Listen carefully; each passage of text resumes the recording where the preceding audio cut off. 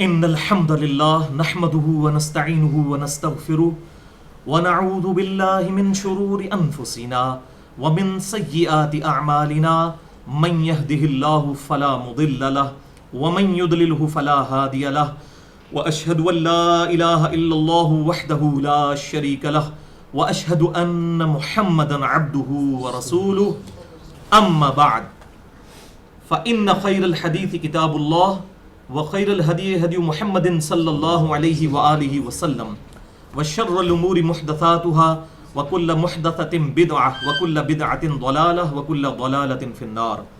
أعوذ بالله السميع العليم من الشيطان الرجيم من همزه ونفخه ونفثه. بسم الله الرحمن الرحيم. رب اشرح لي صدري ويسر لي أمري واحلل عقدة من لساني يفقهوا قولي. بسم الله الرحمن الرحيم. ان الله وملائكته يصلون على النبي يا ايها الذين امنوا صلوا عليه وسلموا تسليما. اللهم صل على محمد وعلى ال محمد كما صليت على ابراهيم وعلى ال ابراهيم انك حميد مجيد. اللهم بارك على محمد وعلى ال محمد كما باركت على ابراهيم وعلى ال ابراهيم انك حميد مجيد. الحمدللہ آج 17 اکتوبر 2015 کو ہفتے کے دن 3 اور 4 محرم الحرام 1437 ہجری کی درمیانی رات، الحمدللہ نیا اسلامی سال بھی شروع ہو چکا ہے 1437 ہجری. قرآن کلاس نمبر 193 میں ہم انشاءاللہ تعالی سورۃ الاسراء یعنی سورہ بنی اسرائیل کے کانٹیکسٹ میں واقعہ معراج یعنی الاسراء والمعراج. الاسراء آپ صلی اللہ علیہ وسلم کا زمینی سفر مسجد الحرام سے لے کر بیت المقدس ایلیا تک جسے مسجد اقصی بھی کہتے ہیں، اور پھر وہاں سے 7 آسمان تک سدرۃ المنتہا تک، اسے کہتے ہیں المعراج. الاسراء والمعراج سے متعلق اپنی گفتگو کو کمپلیٹ کریں گے. اس سے پہلے 2 نشستیں ہو چکی ہیں اور کم از کم 3 گھنٹے کی گفتگو ہو چکی ہے جو ہماری ویب سائٹ اہلسنتپاک.com پر، ہمارے یوٹیوب کے چینل انجینئر محمد علی مرزا کے تھرو جو میرے نام پر ہے اپلوڈ ہیں. پہلی نشست تھی، اس کا عنوان تھا مسئلہ نمبر 126A، واقعہ معراج سے متعلق 3 علمی پوائنٹس اور قرآن حکیم سے واقعہ معراج کا بیان. یہ 94 منٹ کی گفتگو تھی. اور دوسری نشست مسئلہ نمبر 126B، کمپلیٹ واقعہ معراج صحیح بخاری اور صحیح مسلم کی صحیح الاسناد احادیث کی روشنی میں. یہ تقریباً 90 منٹ کی گفتگو تھی. اور آج انشاءاللہ تعالی تیسری اور فائنل نشست ہوگی. یہ تقریباً 1.25 گھنٹے کی گفتگو ہوگی، 70 منٹ کی. اور آج کی جو گفتگو ہے اس کا عنوان ہے مسئلہ نمبر 126C، کیا واقعہ معراج میں ہمارے محبوب صلی اللہ علیہ وسلم نے اللہ تعالیٰ کا دیدار بھی کیا تھا؟ یہ کوسچن ہے جس کو انشاءاللہ ہم ایڈریس کریں گے. انشاءاللہ 5 علمی پوائنٹس میں اسے ایڈریس کیا جائے گا. بھائیو انشاءاللہ یہ واقعہ معراج سے متعلق ہمارے 3 لیکچرز جو ہیں 126A، B اور آج کا C، یہ انشاءاللہ قیامت تک کے لیے ایک ایسٹ ہے، ایک ویڈیو بک ہے معراج کے اوپر. اور یہ اپنی نوعیت کا ایک منفرد کام ہے کیونکہ اس کے اوپر فرقہ واریت کی لعنت سے بالاتر ہو کر ابھی تک کسی نے نہ تحریراً اور نہ ویڈیوز میں کام کیا تھا. جو میں نے جتنی سرچ کی الحمدللہ اللہ نے توفیق دی اور اس کو پازیٹیولی ایڈریس کیا ہے. اور علم کی دنیا میں یہ ایک منفرد کوشش ہے اور بڑا اچھا فیڈ بیک اس حوالے سے الحمدللہ اس کا ملا ہے. آج بھی انشاءاللہ تعالی جتنی آیات اور احادیث آئیں گی انشاءاللہ میں ان کے مکمل ریفرنسز دوں گا، اور خصوصاً جو کریٹیکل احادیث ہیں ان کے نمبرز انشاءاللہ علماء حرمین بیروت اور دارالسلام کی انٹرنیشنل نمبرنگ کے مطابق دوں گا، جس کے مطابق پوری دنیا میں عربی کتب شائع ہوتی ہیں. اور مکتبۃ شاملہ میں بھی جو عربی کتب موجود ہیں ان کے نمبرز بھی اس کے مطابق ہوتے ہیں الحمدللہ. پھر بھی اگر کسی کی کوئی کیوری ہو تو لیکچر کے اینڈ پہ سوال کیا جا سکتا ہے. لیکچر کے دوران کسی کو سوال کرنے کی اجازت نہیں، ورنہ ہماری گفتگو کا ڈیکورم ڈسٹرب ہو جائے گا. اور بعد میں بھی میرا ای میل ایڈریس ہے mirza_95@yahoo.com. جس کسی کی کوئی کیوری ہو اب وہ اس پر سوال کر کے جواب لے سکتا ہے انشاءاللہ تعالی. تو یہ آج کی جو حساس ترین گفتگو ہے یہ 5 علمی پوائنٹس پر مشتمل ہے، اور یہ الٹپ نہیں ہے، ایک انٹلیکچوئل ترتیب کے ساتھ ہیں، ایٹ رینڈم نہیں ہے. اور انشاءاللہ یہ فرقہ واریت کی لعنت سے بالا تر ہو کر ہوں گے، بلکہ فرقہ واریت کو 3 طلاقیں دیتے ہوئے اور 4 تکبیریں پڑھ کر دفناتے ہوئے انشاءاللہ یہ آج کی گفتگو ہوگی. اور میں آپ کے انٹرسٹ اور دلچسپی کے لیے اس کا بلیو پرنٹ شروع میں ہی بتا دیتا ہوں کہ 5 علمی پوائنٹس ہم ڈسکس کریں گے اس کانٹیکسٹ میں. ان 5 کے عنوانات سن لیں انشاءاللہ. یہ 1.25 گھنٹے کے اندر گفتگو ہماری کمپلیٹ ہو جائے گی. علمی پوائنٹ نمبر 1 ہوگا, کیا اس دنیا میں عین بیداری کی حالت میں کوئی شخص اللہ تعالیٰ کا دیدار کر سکتا ہے؟ علمی پوائنٹ نمبر 2, کیا آخرت میں یعنی جنت میں اہل ایمان کو اللہ تعالیٰ کا دیدار نصیب ہوگا؟ اور یہ اہل سنت اور اہل تشیع کے درمیان یہ بڑا بون آف کنٹینشن ہے یہ والا ایشو دیدار الہی کے حوالے سے, اور میں بڑے عرصے سے سوچ رہا تھا کہ اسے ایڈریس کیا جائے. انشاءاللہ آج ہم اس کو فرقہ واریت کی لعنت سے بالا تر ہو کر ایڈریس کریں گے. اس میں 50% اہل تشیع کا موقف ٹھیک ہے اور 50% اہل سنت کا موقف ٹھیک ہے, اور اس میں جو حق بات ہے انشاءاللہ میں بیان کرنے کی کوشش کروں گا اللہ کے فضل سے. علمی پوائنٹ نمبر 3 ہوگا, کیا اس دنیا میں خواب کی حالت میں اللہ تعالیٰ کا دیدار کرنا ممکن ہے کسی کے لیے؟ علمی پوائنٹ نمبر 4 ہوگا, کیا بعض صحابہ اکرام علیہم رضوان کا یہ عقیدہ تھا کہ آپ صلی اللہ علیہ وسلم نے شب معراج اللہ تعالیٰ کو دیکھا ہے؟ اور علمی پوائنٹ نمبر 5, کیا بعض صحابہ اکرام علیہم رضوان کا یہ بھی عقیدہ تھا کہ شب معراج نبی صلی اللہ علیہ وسلم نے اللہ تعالیٰ نہیں بلکہ سیدنا جبرائیل علیہ السلام کو ان کی اصلی شکل میں دیکھا تھا؟ تو یہ ہیں 5 علمی پوائنٹس. ان کو انشاءاللہ ان ڈیٹیل ڈسکس کریں گے, لیکن ڈیٹیل میں جانے سے پہلے ایک دفعہ درود شریف پڑھ لیجئے. اللہم صلی علی محمد وعلی آل محمد کما صلیت علی ابراہیم وعلی آل ابراہیم انک حمید مجید. اللہم بارک علی محمد وعلی آل محمد کما بارکت علی ابراہیم وعلی آل ابراہیم انک حمید مجید. علمی پوائنٹ نمبر 1, کیا اس دنیا میں عین بیداری کی حالت میں ان 2 آنکھوں کے ساتھ اللہ کی مخلوق اللہ کا دیدار کر سکتی ہے یا نہیں؟ تو بھائیو, قرآن حکیم کی واضح آیات کی روشنی میں اور صحیح الاسناد احادیث بخاری اور مسلم کی روشنی میں اس کا جواب ہے 100% نہیں. یہ امپاسبل ہے کہ کوئی اس دنیا کے اندر اللہ تعالیٰ کو ان 2 آنکھوں کے ساتھ دیکھ سکے, بلکہ یہ مخلوقات کی کیپیسٹی اور کمپیٹنسی سے ہی باہر ہے کہ وہ اللہ تعالیٰ کو اس دنیا میں دیکھ سکے. اور اسے علم الکلام کی لنگوسٹک میں ہم کہتے ہیں محال. یہ محال ہے, امپاسبل ہے. اور یہ محال اور مقدور کی جو بحثیں ہیں یہ میں نے علم الکلام پہ ایک پورا لیکچر دیا ہے مسئلہ نمبر 41 کے نام سے, اور مسئلہ نمبر 83B کے آخری 20 منٹ بھی علم الکلام کے اوپر ہیں. محال اور مقدور کی جو بحثیں ہیں وہ میں نے اس میں کور کی ہیں, آج میں اس کی ڈیٹیل میں نہیں جاؤں گا. بہرحال یہاں پر دیدار الہی کی نفی کے حوالے سے کہ اس دنیا میں کسی شخص کی یہ کمپیٹنسی یا کیپیبلٹی ہی نہیں ہے کہ وہ اللہ کو دیکھ سکے. اللہ تعالیٰ کی شان اتنی عرفہ والا ہے کہ انسان ان 2 آنکھوں کے ساتھ اس کا احاطہ کر ہی نہیں سکتا. اس کانٹیکسٹ میں مشہور آیت ہے سورۃ الاعراف کی آیت نمبر 143.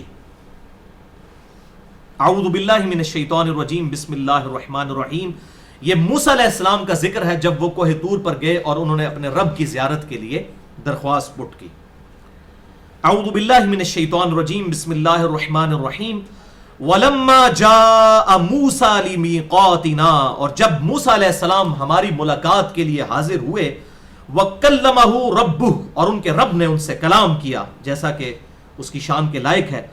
قَالَ رَبِّ أَرِنِي أُنظُرْ إِلَيْكَ, انہوں نے عرض کی اے اللہ مجھے اس قابل کر کے میں تجھے دیکھ سکوں, یعنی دل سے خواہش کا اظہار کیا. قَالَ لَن تَرَانِي, اللہ تعالیٰ نے فرمایا تو مجھے نہیں دیکھ سکتا. یہ مخلوق کی کمپیٹنسی نہیں ہے کہ وہ آنکھوں کے ساتھ اللہ کو دیکھ سکے. وَلَكِنِ انظُرْ إِلَى الْجَبَلِ, لیکن تو پہاڑ کی طرف دیکھ. فَإِنِ اسْتَقَرَّ مَكَانَهُ فَسَوْفَ تَرَانِي, اگر یہ پہاڑ اپنی جگہ پر قائم رہ گیا, پہاڑ اتنا بڑا, تو پھر تو گمان کرنا کہ تو مجھے دیکھ سکتا ہے. پہاڑ کی طرف دیکھ جس پہ ڈائریکٹ تجلی پہاڑ پر آئے گی. فَلَمَّا تَجَلَّى رَبُّهُ لِلْجَبَلِ, جب اس کے رب نے پہاڑ پر تجلی فرمائی جیسا کہ اس کی شان کے لائق ہے, جعلہ دکا، پہاڑ پھٹ کر ریزہ ریزہ ہو گیا، وخر موسیٰ صاعقا، اور موسیٰ علیہ السلام بالواسطہ مشاہدہ، انڈائریکٹ مشاہدہ، ڈائریکٹ نہیں، انڈائریکٹ مشاہدے سے موسیٰ علیہ السلام بے ہوش ہو گئے. فلما افاقا، جب ان کو افاقہ ہوا، یہ پنجابی اور اردو میں بھی لفظ استعمال ہوتا ہے افاقہ ہوا. فلما افاقا، جب ان کو افاقہ ہوا، قال سبحانک، انہوں نے کہا اللہ تو پاک ہے، تبت الیک، میں تیری طرف رجوع لاتا ہوں، وانا اول المؤمنین، اور سب سے پہلے میں سر تسلیم خم کرتا ہوں، مؤمن ہوتا ہوں، یعنی میں بغیر دیکھے تجھے مانتا ہوں.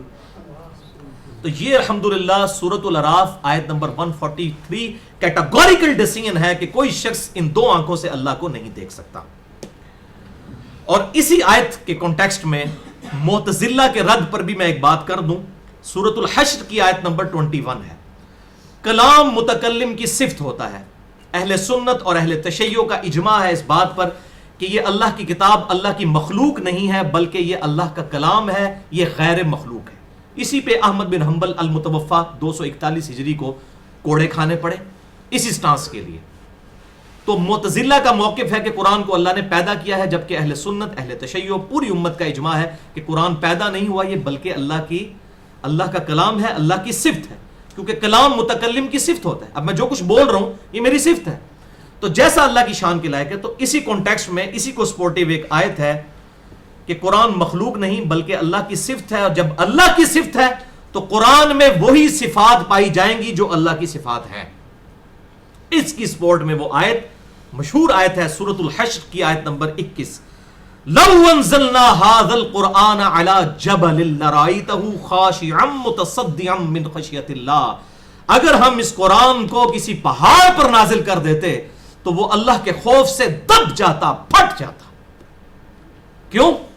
جیسا کہ موسیٰ علیہ السلام کو جب زیارت کے لیے ریکویسٹ انہوں نے کی تو پہاڑ پر اللہ نے تجلی کی تو پہاڑ ریزہ ریزہ ہو گیا. تو قرآن کے بارے میں بھی اللہ تعالیٰ فرما رہا ہے اگر یہ کسی پہاڑ پر بھی نازل ہوتا نا وہ ریزہ ریزہ ہو جاتا. اور یہ ہمارے محبوب امام کائنات سید الاولین والآخرین شفیع المذنبین رحمت للعالمین سیدنا و مولانا امام اعظم محمد رسول اللہ صلی اللہ علیہ وآلہ وسلم کی خوبی ہے کہ آپ کے مبارک قلب اطہر پر 23 سال تک یہ کتاب نازل ہوتی رہی. یہ اللہ تعالیٰ نے اسپیشل پروٹوکول آپ صلی اللہ علیہ وسلم کو دیا. وَتِلْكَ الْأَمْثَالُ نَضْرِبُهَا لِلنَّاسِ، اور یہ مثالیں تو ہم لوگوں کے سمجھانے کے لیے بیان کرتے ہیں، ورنہ اللہ تعالیٰ کے لیے یا قرآن کے لیے کیا مثال بیان کی جا سکتی ہے. لِلنَّاسِ لَعَلَّهُمْ يَتَفَكَّرُونَ، تاکہ لوگ اس پر تفکر کریں. اور دوسری آیت تو بالکل کیٹاگوریکل ڈیسیژن ہے، سورۃ الانعام آیت نمبر 102 اور 103، ذَلِكُمُ اللَّهُ رَبُّكُمْ، یہ ہے تمہارا اللہ، تمہارا رب، لا الہ الا ہو، نہیں ہے کوئی معبود سوائے اس کے، خالق کل شیء، وہ ہر چیز کو تخلیق فرمانے والا ہے، فاعبدوہ، بس اسی کی عبادت کرو. ماننا کافی نہیں ہے، عبادت اس کی کرنی ہے. وہو علی کل شیء وکیل، اور وہ صرف خالق نہیں ہے بلکہ ہر چیز پر نگہبان ہے. یہ نہیں ہے کہ وہ اس کے پاس حساب ہی نہیں ہے.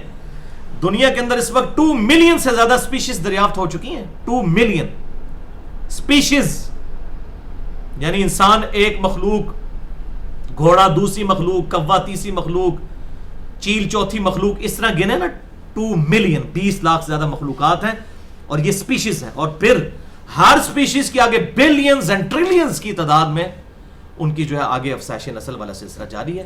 تو اللہ تعالیٰ فرما رہا ہے صرف پیدا نہیں کیے ہیں بلکہ کیا ہے، وَهُوَ عَلَىٰ كُلِّ شَيْءٍ وَكِيلٌ، ہر چیز پر وہ نگہبان بھی ہے، ہر چیز کا رزق بھی پورا کر رہا ہے. مسئلہ نمبر 103 میرا دیکھ لیں، اللہ کی طرف سے تقدیر کا مسئلہ اور رزق کی تقسیم کا مسئلہ کیا ہے. لا تدرکہ الابصار، نگاہیں اس کا احاطہ نہیں کر سکتی، وہو یدرک الابصار، اور وہ سب نگاہوں کا احاطہ کر سکتا ہے. وہ اکیلا سب کو دیکھ رہا ہے لیکن یہ آنکھیں یہ کیپیبلٹی نہیں رکھتی کہ اس کو دیکھ سکے. وہو اللطیف الخبیر، اور کیا اسے کوئی دیکھے گا. وہو اللطیف الخبیر، وہ تو لطیف ہے اور خبردار ہے، اتنا لطیف ہے کہ اسے کوئی دیکھ ہی نہیں سکتا. اللہ اکبر. اور بھائیو ٹیکنیکلی بھی اس بات کو سمجھیں کہ دنیا میں فضیلت بھی بغیر دیکھے اللہ کو ماننے کی ہے. سورۃ الملک کی آیت نمبر ہے 12، ان الذین یخشون ربہم بالغیب، بے شک جو لوگ بغیر دیکھے اپنے رب سے ڈرتے ہیں، لہم مغفرۃ و اجر کبیر، انہی کے لیے ہے مغفرت اور بہت بڑا اجر. دیکھ کے تو سب نے مان جانا ہے, بغیر دیکھی تو ماننا ہے. الحمدللہ. اور صحیح مسلم میں اسٹانشنگ حدیث ہے, اس کو سپورٹیو دجال والے چیپٹر میں, انٹرنیشنل نمبر کے مطابق صحیح مسلم 7356, آپ صلی اللہ علیہ وسلم نے فرمایا کہ دجال جب دنیا میں آئے گا تو رب ہونے کا دعویٰ کرے گا کہ میں تمہارا رب ہوں. تو آپ صلی اللہ علیہ وسلم نے فرمایا تعلموا انه لن يرى احد منكم ربه عز وجل, آگاہ ہو جاؤ, خوب یہ بات جان لو کہ تم میں سے کوئی شخص اپنے رب کو دیکھ ہی نہیں سکتا حتی یموت, یہاں تک کہ اسے موت آ جائے. یعنی مرنے سے پہلے کوئی شخص اللہ کو دیکھ ہی نہیں سکتا. اگر دجال اس طریقے سے آ کر دعوی ربوبیت کرے بھی تو وہ جھوٹا ہوگا, کیونکہ اللہ کو دیکھا ہی نہیں جا سکتا. یہ حدیث بھی سپورٹیو ہے صحیح مسلم کی کہ اللہ تعالیٰ کو دیکھا ہی نہیں جا سکتا. تعلموا انه لن يرى احد منكم ربه عز وجل حتى يموت, خوب جان لو, آگاہ ہو جاؤ کہ کوئی شخص اپنے رب کو نہیں دیکھ سکتا یہاں تک کہ اسے موت آ جائے. موت سے پہلے, اب موت کے بعد تو ظاہر زندگی دوسری, اس کے پروٹوکول دوسرے. اس دنیا میں اگر دیکھنا ہوتا تو موسیٰ علیہ السلام نہ دیکھ لیتے. تو یہ الحمدللہ اس حوالے سے جو ہے وہ دلائل تھے. اب لیکن اس کے برعکس صوفیاء نے جو ہے وہ من گھڑت عقائد اور نظریات پبلک کے اندر عام کر دیے. اب ان کو کوئی پوچھنے والا نہیں کہ بھائی یہ جو تم آپ عقائد بیان کر رہے ہو امت کے اندر, کسی آیت میں موجود ہوں, کسی حدیث کے اندر موجود ہو, کوئی نہیں. کوئی جنہوں کہتا پنجابی کو پوچھڑے دسڑے والا ہی نہیں انہوں, جو انہوں نے دل چام دیے کرتے جاندے نا, یعنی بے شرمی کی انتہا ہے. اور اس حوالے سے میں انصاف کروں گا, یہاں پر 2-3 چیزیں بیان کر دوں صوفیاء کے حوالے سے. کشف المحجوب جو باقاعدہ دنیا میں پہلی کتاب لکھی گئی تصوف پہ فارسی زبان میں, عربی میں تو رسالہ قشیریہ لکھی علی بن عثمان حجویری کے استاد ابو القاسم قشیری المتوفہ 465 ہجری نے, اور علی بن عثمان حجویری جنہیں المعروف داتا گنج بخش بھی کہا جاتا ہے, جو کہنے والے ہیں, میں نہیں کہہ رہا, مشہور, المتوفہ 465 ہجری, یہ بھی 465 ہجری میں فوت ہوئے. انہوں نے کتاب لکھی ہے کشف المحجوب, بریلویوں کا ترجمہ بھی اویلیبل ہے, دیوبند کا بھی اویلیبل ہے, آپ ذرا اس کو اٹھا کر دیکھ لیں.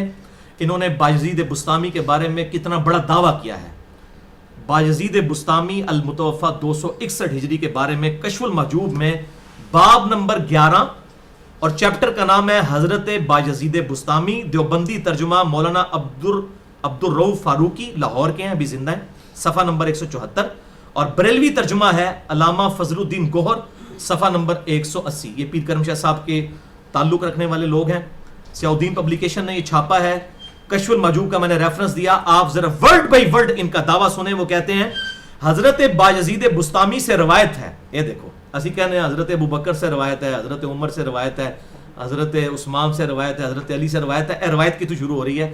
بایزید بسطامی المتوفہ 261 ہجری سے روایت ہے. وہی بزرگ فرماتے ہیں, حضرات فرماتے ہیں کہ ایک دفعہ میں مکہ میں گیا تو صرف خانہ کعبہ کو دیکھا, تو میں نے کہا کہ میرا حج قبول نہیں ہوا. اچھا, انہوں نے خود کنکلوڈ کر لیا کہ خانہ کعبہ کو میں نے دیکھا ہے. اب آپ حیران ہو رہے ہوں گے تو اس میں حج قبول نہ ہونے والی کون سی بات ہے, وہ آگے تو ہم دس دینے. میں نے کہا میرا حج قبول نہیں, کیونکہ اس طرح کے پتھر تو میں نے کافی مرتبہ دیکھے ہیں. وَلِعَاذُ بِاللَّهِ تعالیٰ, اس سے بڑی خانہ کعبہ کی کیا توہین ہوگی.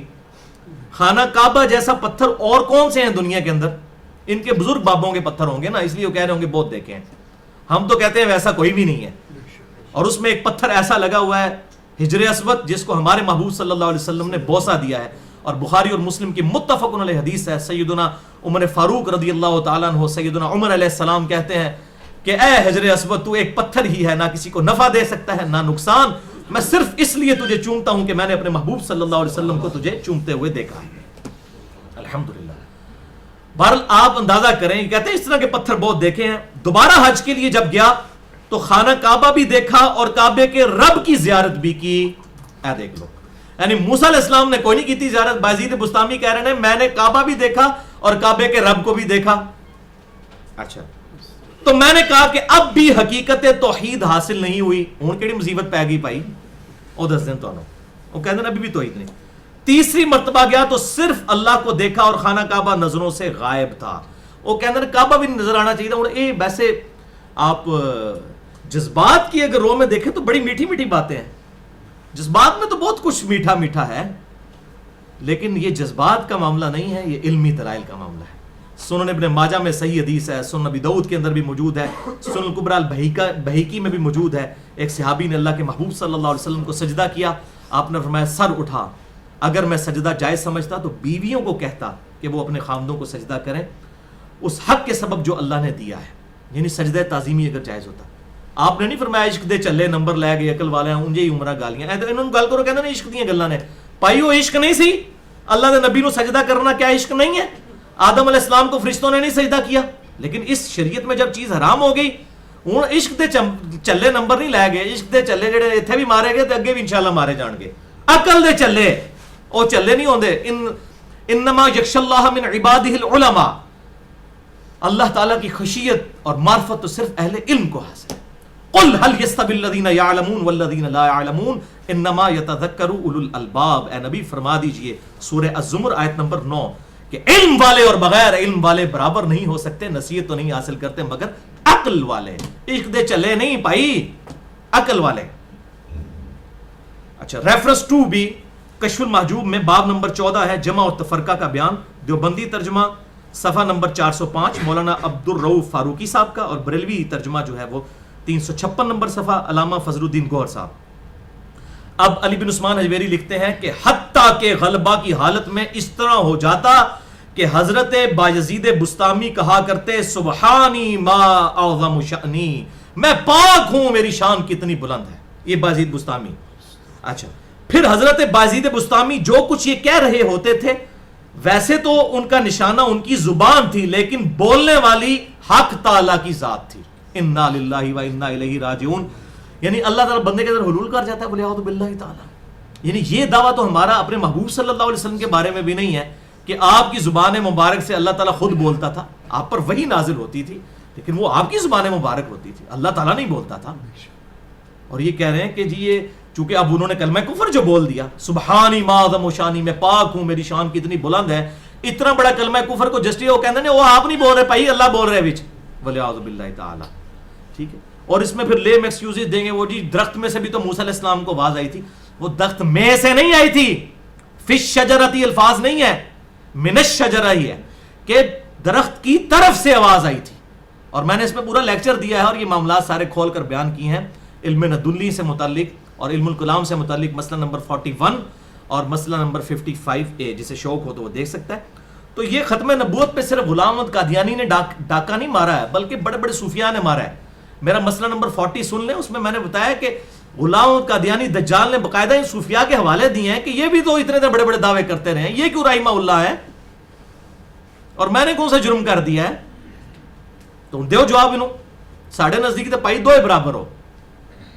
ایک بندے نے شراب کہہ کے شراب کو پی لیا، دوسرے نے انگوروں کا جوس کہہ کے وہی شراب پی لی، تو وہ کہتا رہے، اس سے کوئی فرق پڑتا ہے. اور تیسرا حوالہ اسی حوالے سے ختم نبوت پر ڈاکہ مارنے کا، وہ تذکرۃ الاولیاء کتاب ہے، شیخ فرید الدین عطار المتوفی 627 ہجری، بریلوی اور دیوبندی دونوں کا ترجمہ اس کا شائع ہو چکا ہے. فضائل اعمال میں بھی اس کے حوالے موجود ہیں، فضائل سنت میں بھی موجود ہیں، بریلویوں کے ہاں بھی دیوبندیوں کے ہاں بھی. بایزید بسطامی کے اوپر پورا ایک چیپٹر انہوں نے باندھا، اس میں انہوں نے کہا بایزید بسطامی کی معراج، اور انہوں نے کہا کہ جیسے انبیاء میں نبی صلی اللہ علیہ وسلم کو معراج ہوئی اسی طریقے سے غیر انبیاء میں بایزید بسطامی کو ہوئی. ابو بکر نو نہیں ہوئی، عمر نو نہیں ہوئی، عثمان نو نہیں ہوئی، مولا علی علیہ السلام نو نہیں ہوئی، علیہم السلام رضی اللہ عنہم اجمعین، ان میں سے کسی کو نہیں ہوئی. بایزید بسطامی المتوفی 261 ہجری، تیسری صدی ہجری کے اندر جا کے ایک بندے کو معراج ہوئی ہے. اور وہ کہتے ہیں معراج پہ وہ اللہ کے عرش تک پہنچ گئے، اور عرش کو کہتے ہیں اللہ کی تھی، وہ کہتے ہیں منو نہیں پتا. استغفر اللہ. تو یہ لکھا ہوا ہے، یہ مذاق نہ سمجھیے گا. یہ کتابیں میں نے اس وقت پڑھی ہوئی ہیں 1994 میں. اب میں یہ لیکچر تیار کر رہا ہوں، مجھے ساری باتیں یاد آ رہی تھیں، یعنی آج سے 21 سال پہلے جب میں FSC کا اسٹوڈنٹ تھا اس وقت یہ ساری کتابیں میں نے پڑھی ہیں جنہوں نے اسلام کا جنازہ نکالا. اسی لیے بھائیوں میں نے پورا لیکچر ریکارڈ کروایا ہے. مسئلہ نمبر 71B، انڈیا اور پاکستان کے بزرگوں کی 19 گستاخانہ عبارات کا تحقیقی جائزہ، اسی حوالے سے. اب آ جائیے بھائیوں علمی پوائنٹ نمبر 2 کی طرف، اور یہ اہل سنت اور اہل تشیع کے درمیان خصوصاً ایک بون آف کنٹینشن بنا ہوا ہے بظاہر، لیکن انشاءاللہ میں اسے کوشش کروں گا کہ پازیٹیولی ایڈریس کروں. اور وہ ہے کیا آخرت میں یعنی جنت میں اہل ایمان کے لیے اس کائنات کی سب سے بڑی الٹیمیٹ دولت یعنی اللہ کا دیدار کرنا ممکن ہوگا، یعنی جنت میں آخرت میں جا کے؟ تو بھائیو اس کا جواب ہے جی ہاں، جیسا اللہ کی شان کے لائق ہے ہر اہل ایمان کو اللہ کا دیدار قیامت والے دن نصیب ہوگا، لیکن اس کی کیفیت جو ہے وہ متشابہات میں داخل ہے۔ وہ ہم اس طریقے سے اس کو ایگزامپل نہیں دے سکتے کہ جو دنیا کی زندگی کے اوپر جسے قیاس کیا جا سکے۔ چنانچہ اسی حوالے سے قرآن حکیم کی 2 آیات بڑی اہم ہیں جو اس نظریے کو سپورٹ کرتی ہیں۔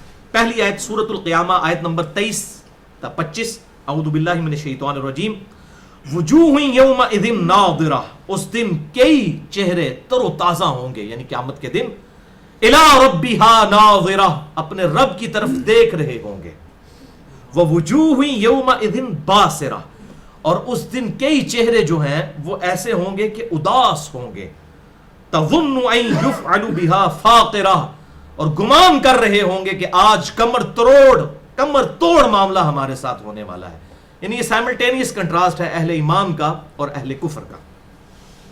اللہم اجرنا من النار، اللہم اجرنا من النار، اللہم اجرنا من النار۔ دوسری آیت جو اس سے بھی واضح ہے سورۃ المطففین کی آیت نمبر 13 سے 15 تک، اذا تتلی علیہ آیاتنا، اور جب ہماری آیات ان پر تلاوت کی جاتی ہیں، قال اساطیر الاولین، تو کافر کہتے ہیں یہ تو اگلے لوگوں کی سٹوریاں ہیں، کہانیاں ہیں، کلا بل ران علی قلوبہم، نہیں اصل میں ان کے دلوں پر زنگ چڑھ چکا ہے، ما کانوا یکسبون، ان کے کرتوتوں کے سبب، کلا انہم عن ربہم یومئذ لمحجوبون، یقیناً یہ لوگ قیامت والے دن اپنے رب کے دیدار سے اوٹ میں کر دیے جائیں گے، حجاب میں آ جائیں گے۔ یہ حجاب کا لفظ اردو زبان میں بولا جاتا ہے لمحجوبون، یہ اوٹ میں آ جائیں گے، کون؟ کافر۔ تو اس میں امپلائیڈ ہے کہ کافر اوٹ میں آئیں گے تو اہل ایمان کو دیدار ہوگا، انڈرسٹوڈ ہے۔ ثم انہم لصال الجحیم، اس کے بعد انہیں ضرور دوزخ میں ڈال دیا جائے گا، والعیاذ باللہ تعالی، اللہم اجرنا من النار۔ انہی آیات کے کانٹیکسٹ میں کچھ ضعیف روایتیں بھی ہیں، لیکن میں وہ پیش نہیں کروں گا، میں صرف صحیح الاسناد احادیث اس حوالے سے 3 پیش کروں گا کریٹیکل، اور تینوں احادیث صحیح بخاری اور صحیح مسلم سے ہیں۔ پہلی حدیث صحیح بخاری اور مسلم کی متفقن علیہ حدیث ہے، بخاری میں 7439، مسلم میں 454 اور مشکات میں بھی موجود ہے انٹرنیشنل نمبر کے مطابق 5578، اور امام بخاری نے اس باب کو جو باب کی ہیڈنگ بنائی ہے، عنوان رکھا ہے، وہ ہے وجوہ یومئذ ناظرہ الی ربہا ناظرہ۔ انہوں نے ان آیات کو کہ قیامت والے دن کچھ لوگ ان کے چہرے تر و تازہ ہوں گے، اپنے رب کی طرف دیکھ رہے ہوں گے، اس کی ہیڈنگ بنا کر یہ احادیث لی ہیں، مسلم میں بھی موجود ہیں۔ ابو سعید خدری کہتے ہیں کچھ لوگوں نے عرض کیا ہے اللہ کے رسول صلی اللہ علیہ وآلہ وسلم، کیا روز قیامت ہم اپنے رب کو دیکھیں گے؟ آپ صلی اللہ علیہ وسلم نے فرمایا ہاں، کیا دوپہر کے وقت جب مطلع ابر آلود نہ ہو تو سورج دیکھنے میں تم کوئی تکلیف محسوس کرتے ہو؟ اور کیا 14ویں رات میں جب مطلع ابر آلود نہ ہو تو چاند دیکھنے میں کوئی تکلیف محسوس کرتے ہو؟ انہوں نے عرض کیا نہیں اللہ کے رسول صلی اللہ علیہ وسلم۔ تو آپ صلی اللہ علیہ وسلم نے فرمایا اسی طرح تم روز قیامت اللہ کو دیکھنے میں تکلیف محسوس نہیں کرو گے۔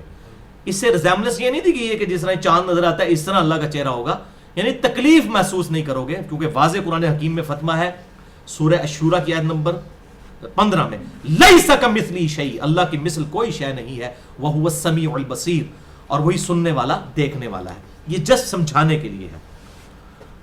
جب قیامت کا دن ہوگا تو ایک اعلان کرنے والا اعلان کرے گا کہ ہر امت اپنے اپنے معبود کے پیچھے چلی جائے، اللہ کے علاوہ بتوں کی پوجا کرنے والے لوگ اپنے اپنے معبودوں کے پیچھے چلیں گے اور آگ میں گر جائیں گے، حتیٰ کہ جب صرف اللہ کی عبادت کرنے والے لوگ رہ جائیں گے، نیک بھی اور بد بھی، لیکن اللہ کے ماننے والے ہوں گے۔ تو اللہ رب العالمین ان کے پاس آئے گا جیسا کہ اس کی شان کے لائق ہے، یہ قرآن میں موجود ہے، وَجَاءَ رَبُّكَ وَالْمَلَكُ صَفًّا صَفًّا، اور رب اور فرشتے قطار در قطار اس زمین پر اتریں گے جیسا کہ اس کی شان کے لائق ہے۔ تو اللہ تعالیٰ لوگوں کے پاس آئے گا اور پوچھے گا تم کس کا انتظار کر رہے ہو؟ ہر امت اپنے معبود کے پیچھے جا چکی، وہ عرض کریں گے اے رب ہمارے، ہم نے دنیا میں بھی ان سے علیحدگی اختیار کی تھی، جبکہ ہم ان کے ضرورت مند بھی تھے اور آج بھی ہم ان کے ساتھ نہیں شامل ہوں گے. یہ ہے بھائیو توحید کی اہمیت جو اللہ تعالیٰ نے مسلمانوں کی گھٹی میں ڈال دی ہے الحمدللہ. دوسری حدیث بھی بخاری اور مسلم کی متفقن علیہ حدیث ہے. بخاری میں 554 اور 7435، مسلم میں 1434، مشکات میں بھی موجود ہے انٹرنیشنل نمبر کے مطابق 5655. جریر بن عبداللہ رضی اللہ تعالیٰ عنہ کہتے ہیں کہ آپ صلی اللہ علیہ وسلم نے فرمایا قیامت کے دن تم اپنے رب کو بالکل صاف اپنے سامنے دیکھو گے. راوی کہتے ہیں ہم آپ صلی اللہ علیہ وسلم کی خدمت میں بیٹھے ہوئے تھے. آپ صلی اللہ علیہ وسلم نے 14ویں رات کے چاند کی طرف دیکھا تو فرمایا ان قریب تم اپنے رب کو اس طرح دیکھو گے جس طرح تم اس چاند کو دیکھ رہے ہو، اور اس کے دیکھنے میں تمہیں کوئی تنگی محسوس نہیں ہوگی اگر تم اس کی استطاعت رکھو کہ تم طلوع آفتاب اور غروب آفتاب سے پہلے کی نمازوں کی ادائیگی میں مغلوب نہ ہو جانا. یعنی آپ صلی اللہ علیہ وسلم نے فرمایا اگر تم نے اللہ کا دیدار کرنا ہے تو ایک نصیحت تمہیں کر رہا ہوں، کیا؟ طلوع آفتاب اور غروب آفتاب سے پہلے والی نمازوں کا خاص خیال رکھنا، یعنی فجر کی نماز اور عصر کی نماز. یہ مشکل کیوں ہے؟ کاروباری طبقے کے لیے عصر کی نماز بڑی مشکل ہے. صحیح مسلم میں حدیث ہے منافق کی نماز یہ ہے کہ بالکل وہ غروب آفتاب کے وقت جب سورج غروب ہونے والا ہوتا ہے، سورج زرد پڑ جاتا ہے، اس وقت 2 ٹھونگے مارتا ہے اور نماز کو فارغ کر دیتا ہے. وَلِعَوْذُ بِاللَّهِ تعالی. اور پھر آپ صلی اللہ علیہ وسلم نے اپنی بات کی سپورٹ میں قرآن کی آیت بھی تلاوت کی. یہ آپ کی سنت ہے، یعنی آپ کا کہہ دینا بھی کافی تھا لیکن آپ نے کہا قرآن پڑھ کے دیکھو.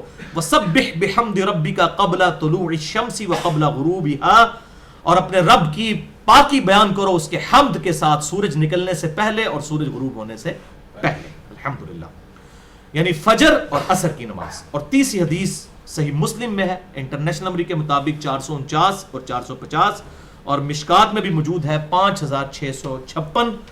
یہ بھائیو وجد امیز حدیث ہے یہ اللہ کے دیدار کے حوالے سے. صہیب رضی اللہ تعالیٰ عنہ کہتے ہیں آپ صلی اللہ علیہ وسلم نے فرمایا جب جنت والے جنت میں داخل ہو جائیں گے تو اللہ فرمائے گا تمہیں کسی چیز کی ضرورت تو نہیں، میں تمہیں مزید عطا کروں. اللہ اکبر. اللہ تعالیٰ خود مہمان نواز جنتیوں کا. وہ عرض کریں گے اے اللہ کیا تو نے ہمارے چہرے سفید نہیں بنا دیے؟ کیا تو نے ہمیں جنت میں داخل نہیں فرما دیا؟ کیا تو نے ہمیں دوزخ سے رہائی عطا نہیں فرما دی؟ یا اللہ بہت ہے نہیں. پھر نبی صلی اللہ علیہ وسلم نے فرمایا کہ اللہ تعالیٰ اپنا حجاب اٹھا لے گا تو وہ اللہ کے چہرے کا دیدار کریں گے. انہیں جو کچھ عطا کیا گیا ہوگا ان میں سب سے بڑھ کر ان کو اپنے رب کا دیدار محبوب ہو جائے گا.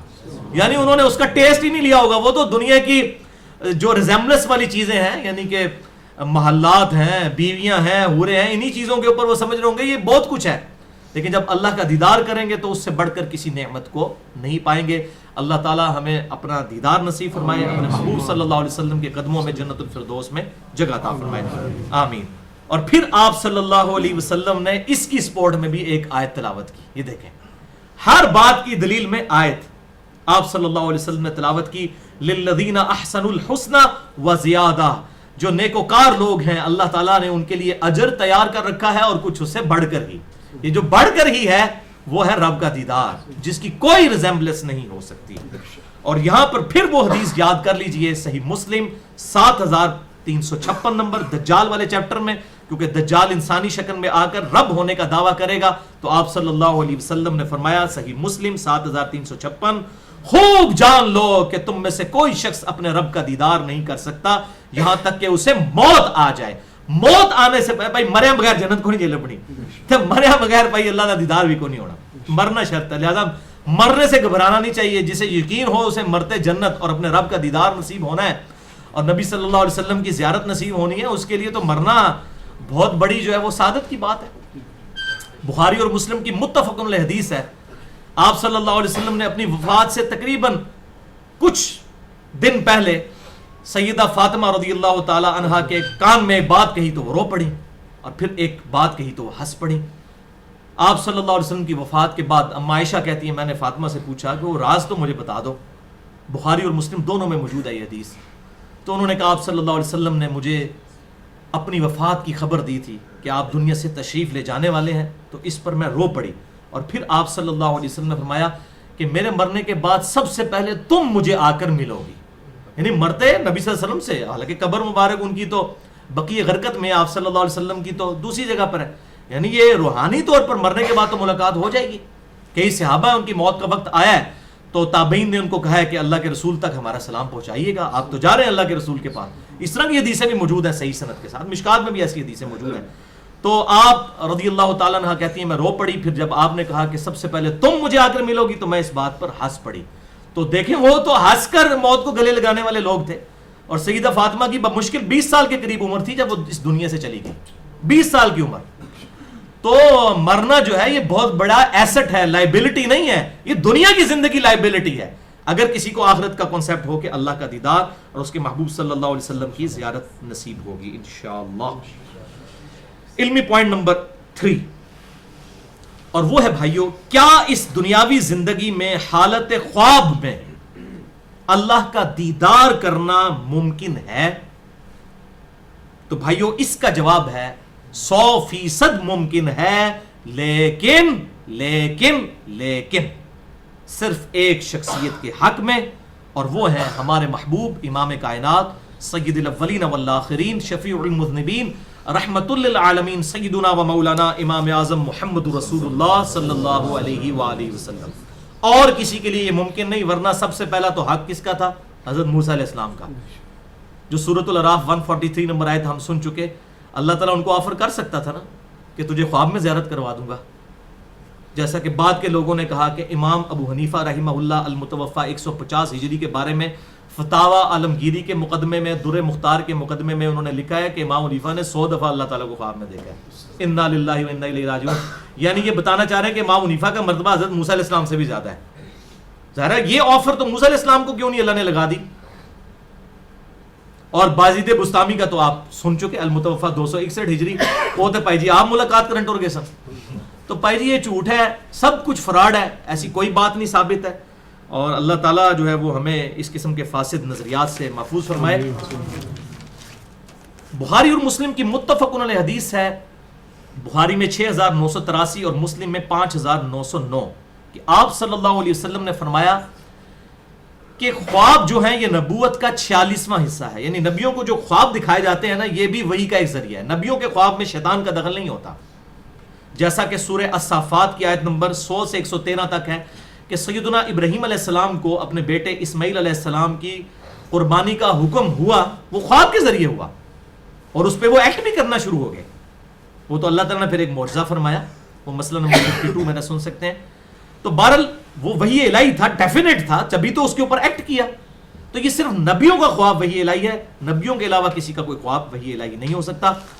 اور حتیٰ کہ بخاری اور مسلم کی متفق علیہ حدیث ہے، اور صحیح بخاری میں 7517 نمبر حدیث میں تو کیٹاگوریکل مینشن ہے، صحیح مسلم میں بھی حدیث موجود ہے کہ آپ صلی اللہ علیہ وسلم نے فرمایا کہ ہم انبیاء کرام علیہ السلام کی آنکھیں سوتی ہیں، دل جاگتے رہتے ہیں. یعنی انبیاء کا وضو بھی نہیں ٹوٹتا. بخاری اور مسلم میں یہاں تک آتا ہے کہ آپ صلی اللہ علیہ وسلم رات کو تہجد کا وضو کر کے جب نوافل پڑھتے اس کے بعد لیٹتے تو اما عائشہ کہتی ہیں، ابن عباس کہتے ہیں، ہم آپ صلی اللہ علیہ وسلم کے خراٹوں کی آواز بھی سنتے ہیں. یہ خراٹے لینا کوئی نٹوریس چیز نہیں ہے، آپ صلی اللہ علیہ وسلم بھی خراٹے لیتے تھے، لیکن وہ ظاہر ہے وہ بھدے نہیں، اتنے کہ جو سونے کی آواز آتی ہے. تو بہت اونچے ہوتے ہیں نا، وہ تو اعتدال سے ہٹ کے تو آپ صلی اللہ علیہ وسلم کی کوئی چیز نہیں تھی. تو اس کے بعد آپ اسی طریقے سے نماز پڑھانے چلے جاتے ہیں. اور میں نے پوچھا کہ یا رسول اللہ صلی اللہ علیہ وسلم آپ نے وضو نہیں کیا؟ آپ نے فرمایا ہم نبیوں کے دل جاگتے رہتے ہیں، صرف آنکھیں سوتی ہیں.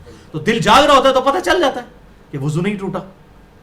تو یہ الحمدللہ انبیاء کرام علیہ السلام کی اس حوالے سے خوبی ہے. لہٰذا یہ میں نے باتیں اس لیے کی کہ آپ صلی اللہ علیہ وسلم کو خواب میں اللہ تعالیٰ کی زیارت نصیب ہوئی ہے. اور یہ حدیث صحیح سند کے ساتھ جامعہ ترمذی میں انٹرنیشنل نمبر کے مطابق 3235 نمبر حدیث ہے، جو مسند امام احمد میں بھی موجود ہے. مشکات میں اس کا نمبر ہے 748. میں پھر تو کہوں گا بھائی جی مشکات از دا انسائکلوپیڈیا آف حدیث، مشکات ضرور لیں. مسئلہ نمبر 111B میں نے اسی لیے ریکارڈ کروایا. آپ تمام کتابوں سے آزاد ہو جائیں گے اگر مشکات آپ کے پاس آ جائے الحمدللہ. تو مشکات میں 748 نمبر ہے. اور امام ترمذی نے اس حدیث کو کہا یہ حدیث صحیح ہے. اور امام ترمذی نے ساتھ جامعہ ترمذی میں 3235 نمبر حدیث کے ساتھ لکھ دیا کہ میں نے اپنے استاد امام بخاری سے پوچھا، یعنی امام بخاری کے یہ شاگرد ہیں امام ترمذی، تو انہوں نے بھی فرمایا یہ حدیث صحیح ہے. لہٰذا اسے امام بخاری نے بھی صحیح کہا، امام ترمذی نے بھی صحیح کہا، شیخ البانی نے بھی صحیح کہا، اور شیخ زبیر علی زئی نے بھی صحیح کہا رحمہم اللہ اجمعین. اور یہ انتہائی انٹرسٹنگ اور اسٹانشنگ حدیث ہے، لہٰذا میں اسے ورڈ بائی ورڈ، لفظ بائی لفظ جامعہ ترمذی سے پڑھنے لگا ہوں۔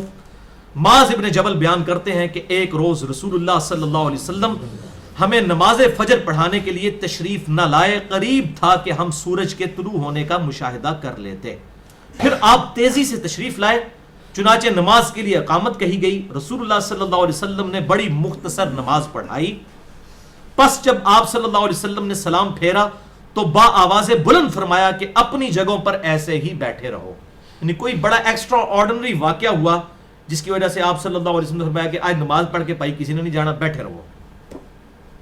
پھر آپ صلی اللہ علیہ وسلم نے ہماری طرف متوجہ ہو کر فرمایا، میں ابھی تمہیں بتاتا ہوں کہ میں تمہیں نماز پڑھانے کے لیے دیر سے کیوں آیا۔ میں رات کو بیدار ہوا، وضو کیا، جس قدر مقدر میں تھا میں نے نماز پڑھی، پھر مجھے نماز میں اونگ آنے لگی، حتیٰ کہ وہ مجھ پر غالب آ گئی، تب میں نے اپنے رب کو خواب میں بہترین صورت میں دیکھا۔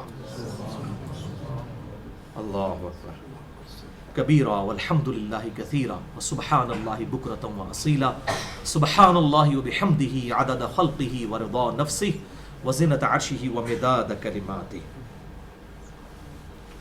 چنانچہ اس نے فرمایا محمد صلی اللہ علیہ وسلم۔ یہ اکثر لوگ کہتے ہیں جی قرآن بھی اللہ نے محمد کہہ کے نہیں پکاریا، یہ کہنا گستاخی ہے، بھائی اللہ نے پکار سکتا ہے۔ بخاری اور مسلم میں جو حدیث شفاعت ہے اس میں بھی ہے یا محمد اپنا سر اٹھاؤ، یا رسول اللہ نہیں ہے۔ یہ طاہر القادری صاحب کیوں عوام کو دھوکہ دیتے رہتے ہیں اس طرح کہ جی اللہ نہیں کہتا، اللہ تو بھی انہوں نے جناب پابندیاں لاتی ہیں، وہ بھی نہیں یا محمد کہہ سکتا۔ ہاں ہم نہیں کہیں گے، قرآن حکیم میں اس کو منع کیا گیا کہ تم آپس میں اس طرح نہ نبی کو پکارو جیسا کہ آپس میں ایک دوسرے کو پکارتے ہو۔ سورۃ الحجرات کے اندر، سورۃ النور کے اندر ہم تو یا رسول اللہ کہہ کر ہی آپ صلی اللہ علیہ وسلم کو پکاریں گے قیامت والے دن جب آپ ہمارے سامنے موجود ہوں گے۔ اور آج ہم نماز میں بھی السلام علیکم ایھا النبی پڑھتے ہیں۔ تو اللہ نے فرمایا محمد صلی اللہ علیہ وسلم، میں نے عرض کی میرے رب میں حاضر ہوں، یہ بتاؤ فرشتے کس چیز کے بارے میں بحث و مباحثہ کر رہے ہیں؟ یعنی آپ نے اسی خواب میں دیکھا کہ فرشتے کچھ آپس میں بحث و تکرار کر رہے ہیں، کسی بات پہ ڈیبیٹ ہو رہی ہے، آپ کے کانوں تک وہ آواز نہیں پہنچ رہی تھی، آپ صلی اللہ علیہ وسلم وہ دیکھ رہے تھے صرف۔ تو آپ صلی اللہ علیہ وسلم اللہ تعالیٰ نے 3 مرتبہ ایسے فرمایا، میں نے عرض کی کہ میں نہیں جانتا، میں نہیں جانتا، میں نہیں جانتا، یعنی 3 دفعہ آپ نے کہا کہ مجھے نہیں معلوم یہ کس بات پہ جھگڑ رہے ہیں۔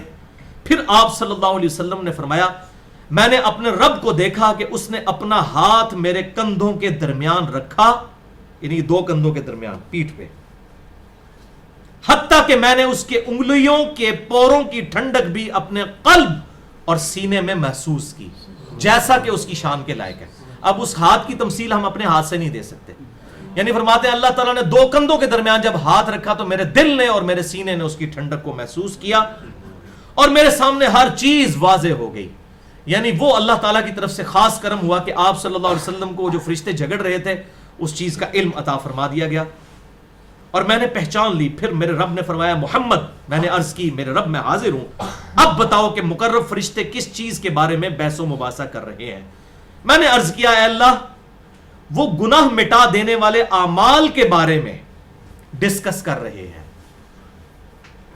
اللہ نے فرمایا وہ کیا اعمال ہیں؟ اب اللہ کو تو پتا ہے، لیکن یہ ہماری اب تعلیم ہو رہی ہے، وہ کون سے اعمال ہیں گناہ مٹا دینے والے؟ اب یہ آپ سنیں اور آج سے ان پہ ایگزیکیوشن شروع کر دیں۔ میں نے عرض کی 3 چیزیں۔ نمبر 1، باجماعت نماز پڑھنے کے لیے پیدل چل کر جانا۔ نمبر 2، نماز کے بعد مسجد میں ہی بیٹھے رہنا۔ اور نمبر 3، ناگواری کے باوجود اچھی طرح مکمل وضو کرنا، یعنی خصوصاً سردیوں میں بڑا مشکل کام ہوتا ہے۔ یہ 3 اعمال ہیں جو گناہوں کو مٹا دینے والے ہیں۔ اللہ اکبر۔ نمبر 1، باجماعت نماز پڑھنے کے لیے پیدل جانا۔ نمبر 2، نماز پڑھنے کے بعد مسجد میں بیٹھنا، یعنی مسجد میں دل اٹک رہا ہو، جو بخاری اور مسلم کی متفق علیہ حدیث ہے۔ 7 لوگوں کو اللہ کے عرش کا سایہ نصیب ہوگا، ان میں سے ایک وہ بھی ہوگا جس کا دل مسجد میں اٹکے۔ اور نمبر 3، ناگواری کے باوجود اچھی طرح وضو کرنا، ڈنگ ٹپاؤ کام نہ کرنا بلکہ پورے پروٹوکول کے ساتھ وضو کرنا، خصوصاً سردیوں کے موسم کے اندر۔ پھر اللہ نے فرمایا کہ وہ کس چیز کے بارے میں بحث کر رہے ہیں؟ میں نے عرض کیا درجات کے بارے میں۔ تو اللہ نے فرمایا وہ کیا ہیں؟ یعنی ایک تو بحث ہو رہی تھی گناہ مٹا دینے والے اعمال پر، اور ایک تھی درجات بلند کرنے والے اعمال، وہ بھی ذرا سن لیجیے، وہ بھی 3۔ میں نے عرض کی نمبر 1 کھانا کھلانا، اللہ، نمبر 2 بات نرمی سے کرنا، اور نمبر 3 جب لوگ سو رہے ہوں اس وقت اٹھ کر نماز پڑھنا۔ اس میں ایک ڈیٹم لائن ہے، یعنی فجر کی نماز ہے اور ویسے بھی تہجد کی نماز، یہ 3 اعمال ہیں جو درجات بلند کرنے والے ہیں، یعنی نمبر 1 کھانا کھلانا، نمبر 2 بات نرمی سے کرنا، اور نمبر 3 تہجد کی نماز پڑھنا۔ یہ ایکسٹرا آرڈنری درجات کے لیے ہے، الحمدللہ، فضیلت والے۔ اب جناب آگے اس کا کلائمیکس، ایپیکس اور ڈراپ سین اس خواب کا آنے لگا ہے۔ اب آپ کے لیے بھی امتحان شروع ہو گیا۔ پھر اللہ نے مجھ سے خواب میں فرمایا محمد مانگو مجھ سے کیا مانگنا چاہتے ہو، صلی اللہ علیہ وآلہ وسلم۔ تو آپ صلی اللہ علیہ وسلم نے پھر ایک دعا مانگی اپنی خواب کے اندر، وہ دعا میں آپ کو بتاتا ہوں، اور پھر اس خواب کے اینڈ پہ آتا ہے آپ صلی اللہ علیہ وسلم نے فرمایا اس خواب کو یاد کر لو، یہ خواب سچا خواب ہے اور اسے دوسروں تک بھی پہنچاؤ جو میں نے اپنے رب سے دعا مانگی ہے۔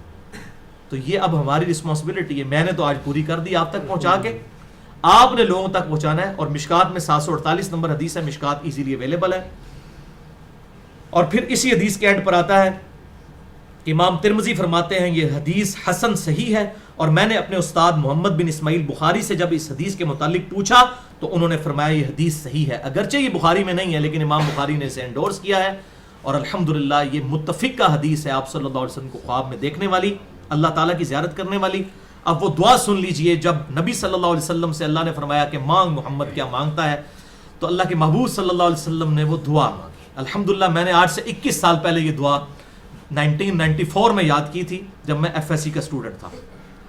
اللہم انی اسألک فعل الخیرات وترک المنکرات وحب المساکین وان تغفر لی وترحمنی واذا اردت فتنة فی قوم فتوفنی غیر مفتون اسألک حبک وحب من یحبک وحب عمل یقربنی الی حبک۔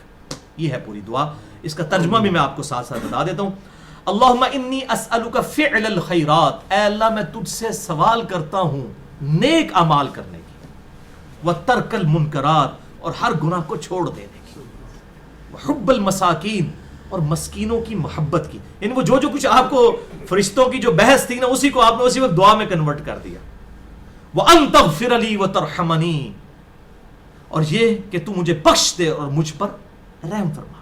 وَإِذَا أَرَدْتَ فِتْنَةَ فِي قَوْمٍ فَتَوَفَّنِي غَيْرَ مَفْتُونٍ، اور جب تو کبھی ارادہ کرے کسی قوم کو آزمائش میں ڈالنے کا تو اے اللہ مجھے آزمائش سے بچا کے رکھ۔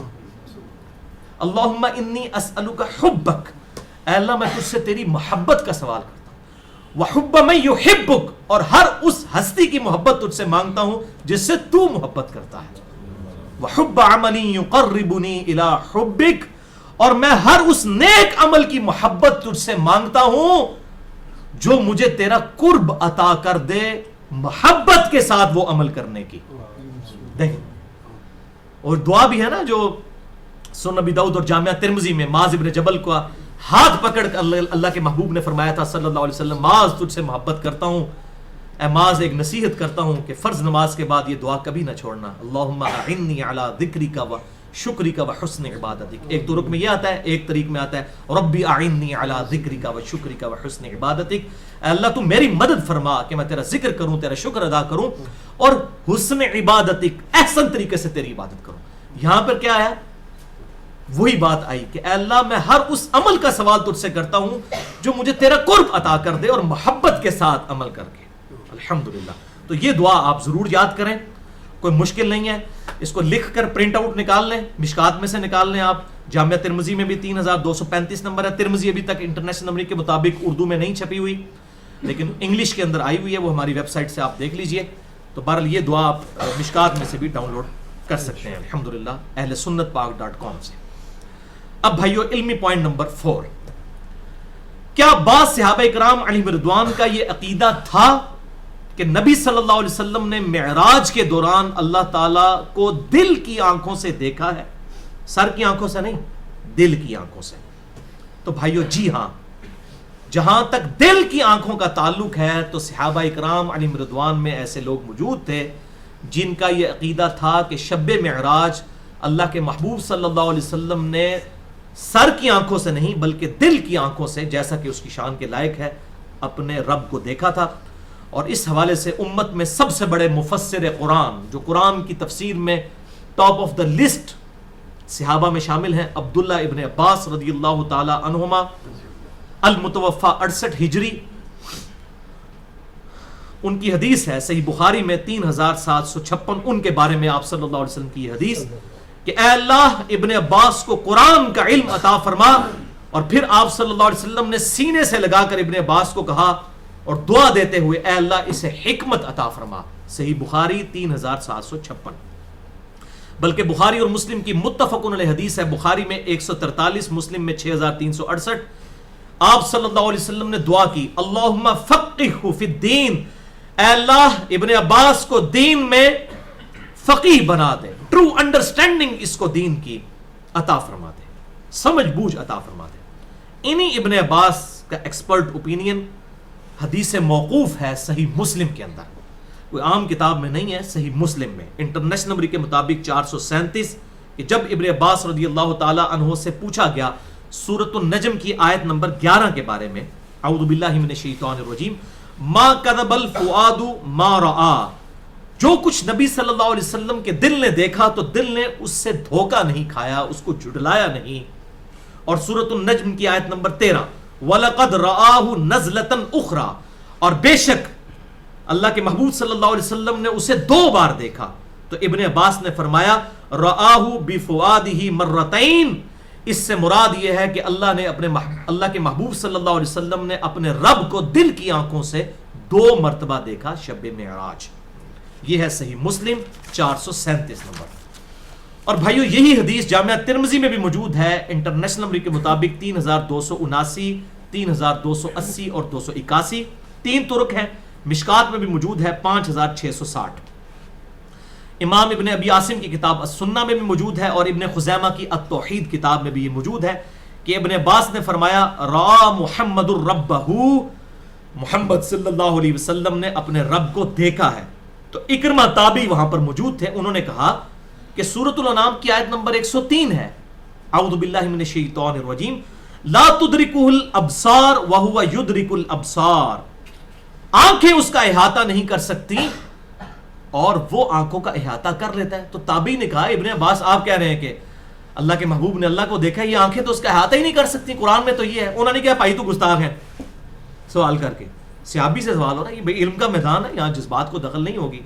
تو ابن عباس نے فرمایا ویحکا, ویحکا, یہ ایک محاورہ تھا عربی زبان میں, تیرا ستیہ ناس ہو, یا ہم بھی پیار محبت ہے تیرا بیڑا غرق, یہ نہیں ہوتا کہ ہم اس کو بدوا دے رہے. یہ ویحکا, یہ ان کا تکیہ کلام ہوا کرتا تھا, یہ اکثر صحابہ کرام ایک دوسرے کو کہہ دیتے تھے ویحکا محاورتاً. یہ تب ہے جب اللہ اپنے نور کے ساتھ تجلی فرمائے جو اس کا اپنا نور ہے. انہوں نے کہا یہ جو آیت ہے نا کہ اللہ کو آنکھیں نہیں دیکھ سکتی, یہ اس صورت میں ہے جب اللہ تعالیٰ بغیر حجاب کے کسی کو اپنا دیدار کروائے, جو اس کا اپنا نور ہے. اللہ نور السماوات والارض, آیت نمبر 35 ہے سورۃ النور کی. اس نور کے ساتھ ہو پھر اللہ کو کوئی نہیں دیکھ سکتا. پھر فرمایا بے شک نبی صلی اللہ علیہ وسلم نے اپنے رب کو دل کی آنکھوں سے 2 بار دیکھا ہے, یعنی وہ اس حجاب کے اندر دیکھا ہے, نہ کہ ڈائریکٹ دیکھنا ہے. اور بھائیو اللہ تعالیٰ کے ذاتی نور کو کوئی نہیں دیکھ سکتا.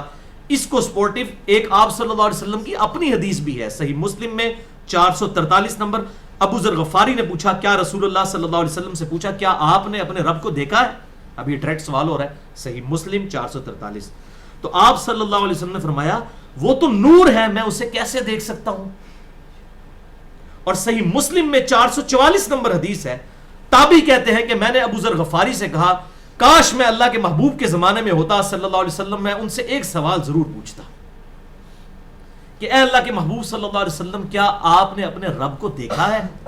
تو حضرت ابو ذر غفاری نے کہا کہ یہ سوال میں آلریڈی آپ سے کر چکا ہوں, جو آپ اوپر حدیث سن چکے. تو اللہ کے محبوب صلی اللہ علیہ وسلم نے ایک تو جواب کیا دیا تھا کہ وہ نور ہے, میں اسے کیسے دیکھ سکتا ہوں. اس میں الفاظ ہیں کہ میں نے ایک نور دیکھا تھا. اور امام مسلم نے پھر اسے ان اٹینڈڈ نہیں چھوڑا کہ کوئی اس نور سے یہ نہ مراد لے لے کہ اللہ تعالیٰ کو آنکھوں سے دیکھا تھا.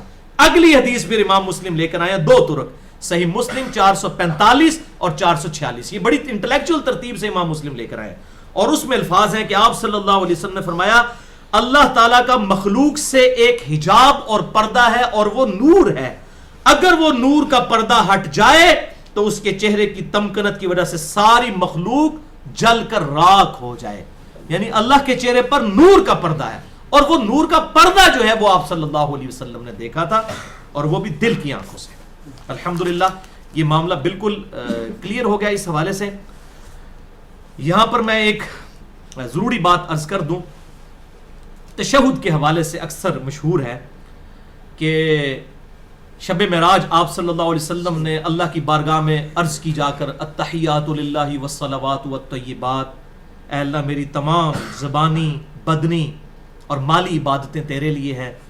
تو اللہ تعالیٰ نے فرمایا السلام علیکہ ایہا النبی ورحمۃ اللہ وبرکاتہ, اے نبی تم پر سلام ہو, رحمتیں ہوں اور برکتیں ہوں. تو آپ صلی اللہ علیہ وسلم نے پھر عرض کی السلام علینا وعلی عباد اللہ الصالحین, یا اللہ صرف مجھ پر نہیں بلکہ ہم سب پر اور نیک بندوں پر سلامتی ہو. اور پھر فرشتوں نے اور جبرائیل علیہ السلام نے کہا اشہد ان لا الہ الا اللہ واشہد ان محمدا عبدہ ورسولہ.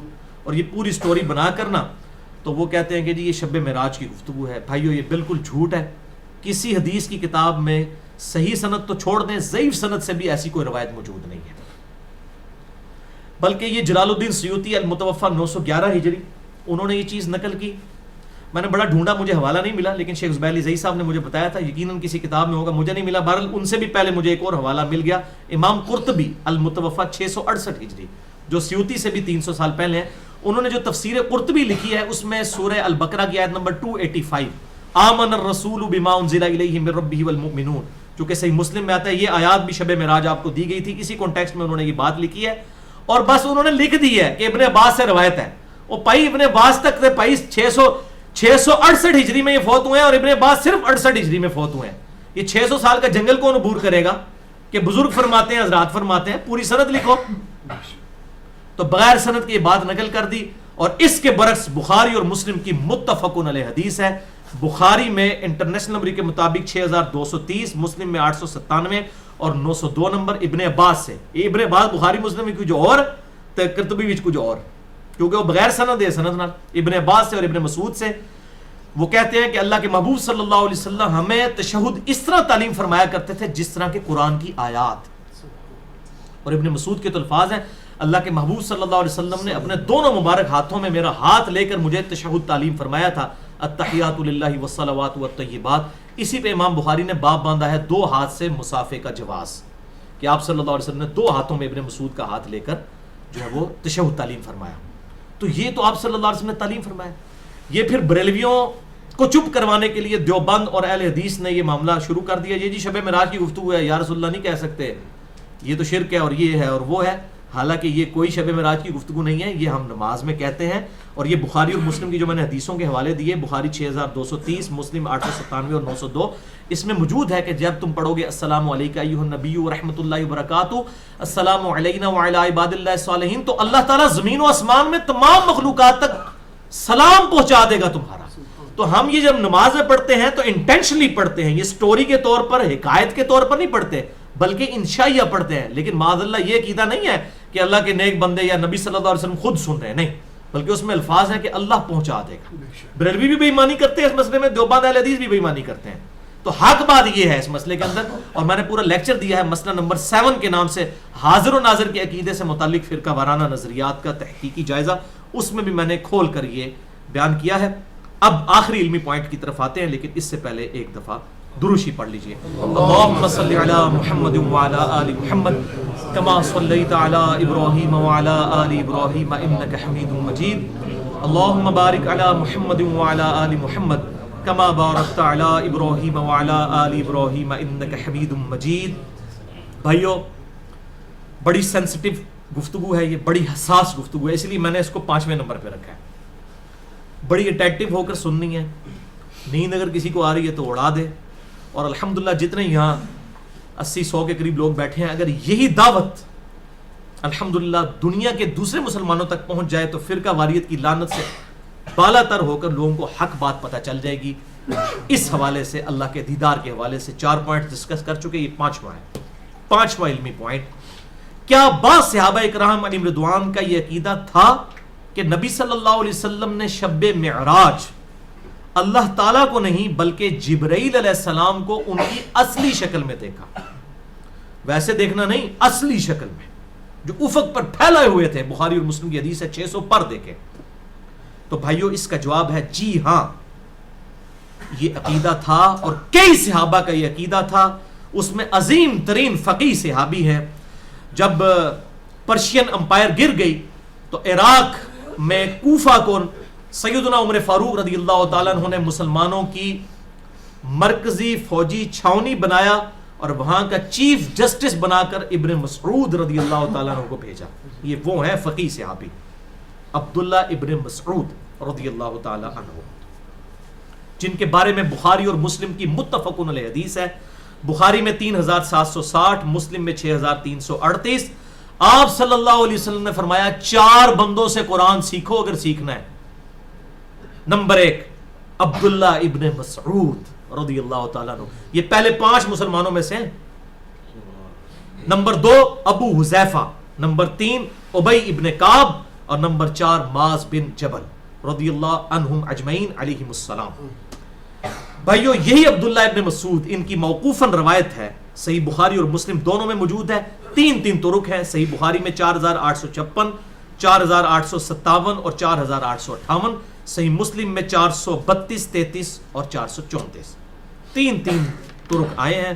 ابن مسعود سے جب پوچھا گیا ان 3 آیتوں کے بارے میں، سورۃ النجم کی آیت نمبر 9، 11 اور 18، اعوذ باللہ من الشیطان الرجیم فکان قاب قوسین او ادنا، ایک یہ آیت. دوسری ما کذب الفؤاد ما رآ، اور تیسری آیت لقد رآ من آیات ربہ الکبریٰ، بے شک نبی صلی اللہ علیہ وسلم نے اپنی رب کی قدرت کی بہت بڑی نشانیاں دیکھی.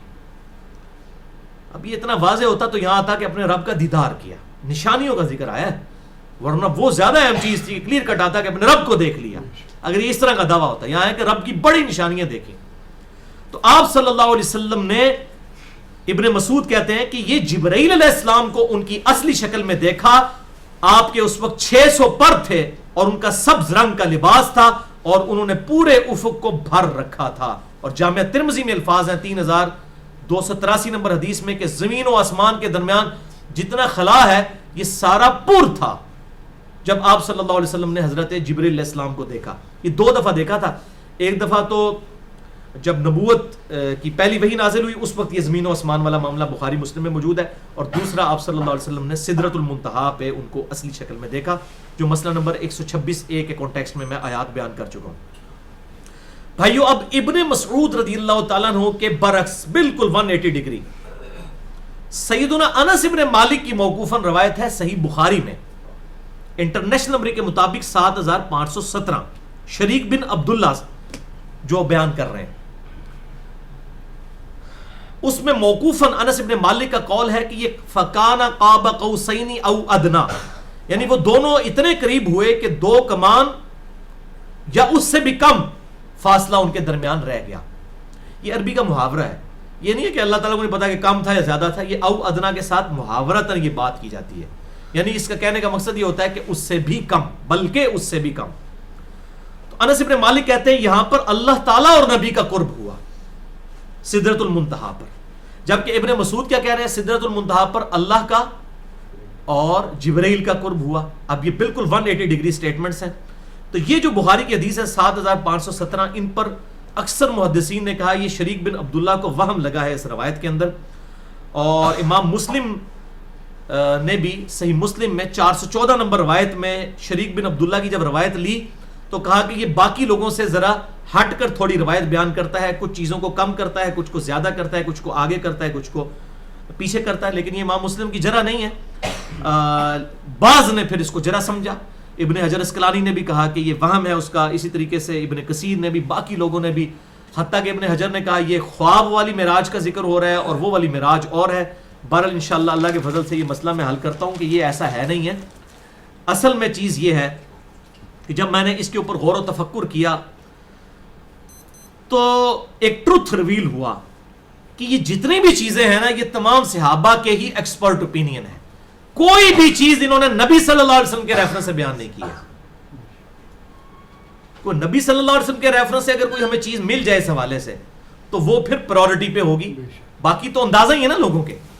اچھا، اور یہی صحابہ کرام کے ساتھ ہوتا تھا، جب کوئی صحیح حدیث پیش کی جاتی تھی وہ رجوع کر لیتے. مسئلہ نمبر میرا 31 اجماع والا دیکھ لیں، اس میں نے اس طرح کی کئی مثالیں دی ہیں. تو یہ ابن عباس کا قول ہے، وہ بھی موقوفاً ہے، آپ صلی اللہ علیہ وسلم کے ریفرنس سے نہیں ہے.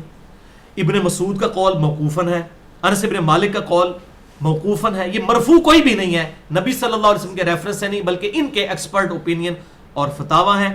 سوائے دو چیزوں کے، ایک خواب میں دیدار الہی والا معاملہ، وہ نبی صلی اللہ علیہ وسلم تک مرفوع جاتا ہے، جامع ترمذی 3235، اور دوسرا صحیح مسلم میں جو 444 نمبر حدیث 45 اور 46 نمبر کے حجاب میں اللہ تعالیٰ کی زیارت ہوئی، وہ زیارت والا معاملہ ہے اور وہ حجاب کے اندر ہے. یہ فکانہ قاب قوسین او ادنی والا معاملہ نہیں ہے. الحمدللہ اس حوالے سے ایک مرفوع حدیث بھی مل گئی ہے ہمیں الحمدللہ، اور وہ بخاری اور مسلم میں موجود ہے. امام بخاری اس کے 6 طریق لے کر آئے ہیں، 6 طرق، اور امام مسلم 4 طرق.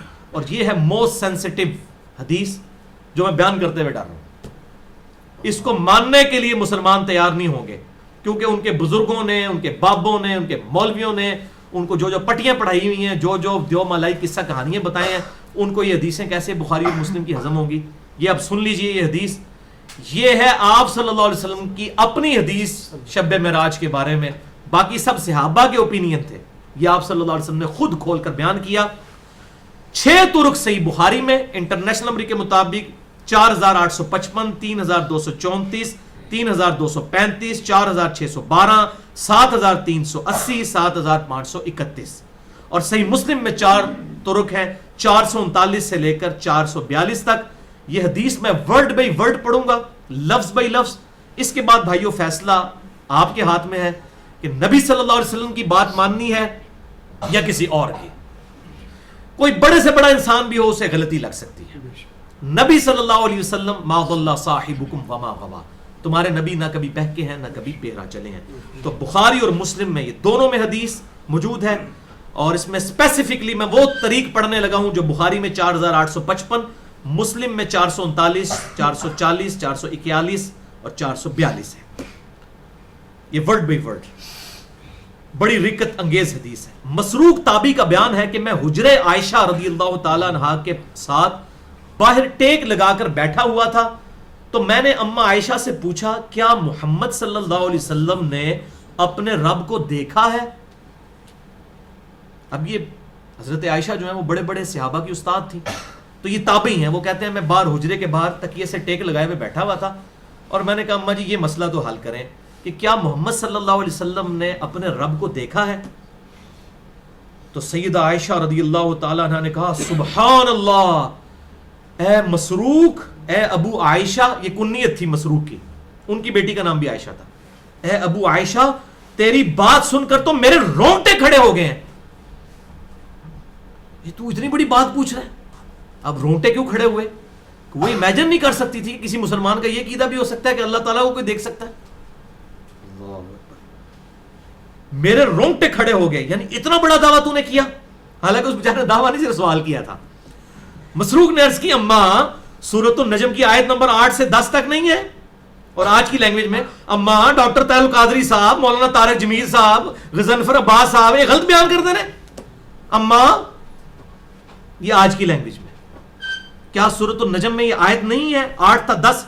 ثم دنا فتدلى فكان قاب قوسين او ادنى فاوحى الى عبده ما اوحى، کہ پھر آپ صلی اللہ علیہ وسلم بلند ہوئے، اور پھر اللہ تبارک و تعالیٰ ان کے، یعنی کہنے کا مقصد یہ تھا کہ اللہ تعالیٰ اور نبی صلی اللہ علیہ وسلم اتنا قریب ہوئے کہ 2 کمان یا اس کے درمیانی فاصلہ اس سے بھی کم رہ گیا، اور اپنے بندے کی طرف وحی کی جو اللہ نے کرنی تھی. تو اس کا کیا مطلب ہوا؟ تو اماں نے فرمایا اے مسروق یاد رکھ، جو بھی ان 3 باتوں میں سے کسی ایک بات کا بھی قائل ہوا وہ اللہ پر جھوٹ باندھنے والا شمار ہوگا. اے ان 3 گلاں ویکھ لو تے مسلمانوں نو اس چھنی چ گزارو. اے میں کوئی سٹوری بک نہیں، بخاری مسلم پڑھ رہے ہیں. بخاری میں 6 طرق، مسلم میں 4 طرق. کہا بیٹا ہے میری گل پلے بن لے، 3 گلاں ایسیاں نے جو بھی بندہ یہ دعویٰ کرتا ہے نا وہ اللہ تے جھوٹ بن رہا ہے. اب یہ چھوٹی بات ہے، بخاری اور مسلم کی متفق علیہ حدیث ہے، اور صحیح مسلم کی پہلی حدیث ہی یہی ہے کہ وہ شخص اپنا مقام دوزخ میں دیکھ لے جس نے مجھ پر جھوٹ باندھا. جو نبی صلی اللہ علیہ وسلم پر جھوٹ باندھے وہ تو پکا دوست کی، اور جو اللہ پر جھوٹ باندھے وہ اس سے بڑا دوست کی. یہ اما عائشہ کہہ رہی ہیں کہ اس نے جھوٹ باندھا جو 3 باتوں میں سے کسی ایک کا بھی قائل ہوا. اللہ اکبر. تو مسروق کہتے ہیں میں نے پوچھا اے ام المومنین وہ 3 باتیں کون سی ہیں؟ ہاں جی سدھے ہو جاؤں.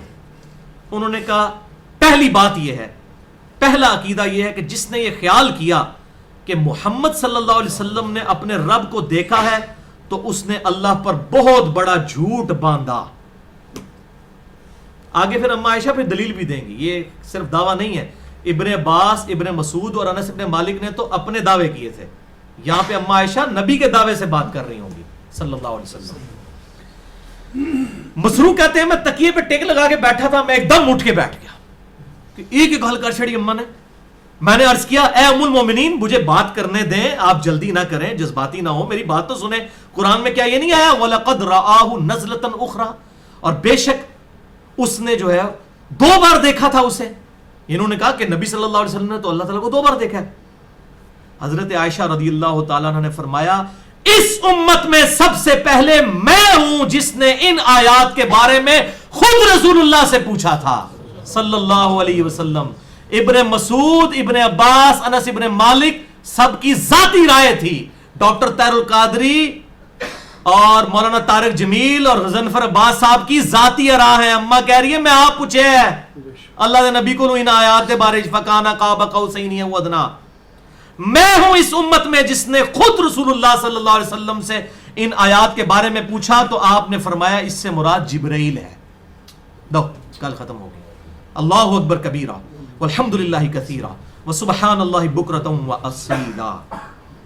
میں نے جبرائیل کو 2 مرتبہ دیکھا ان کی اصلی شکل میں جن کا ذکر سورۃ النجم کے اندر آیا. وہ آسمان سے اتر رہے تھے اور ان کے وجود کی بڑائی نے آسمان سے زمین تک کو گھیر رکھا تھا. اور پھر اما عائشہ نے کہا یہ تو اللہ کے نبی کی بات میں نے تمہیں سنائی نا. اب پھر کہا مسروق اور تو قرآن نہیں پڑھتا؟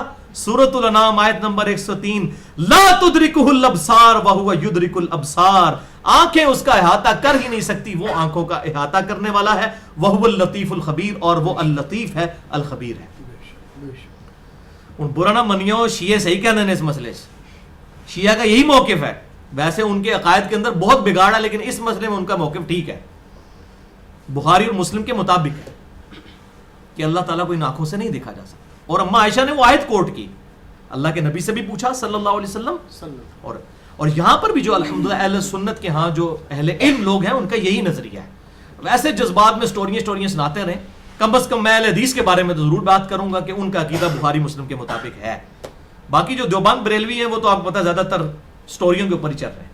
تو اہل سنت میں سے اہل حدیث اور اہل تشیع کا بھی یہی موقف ہے اس حوالے سے.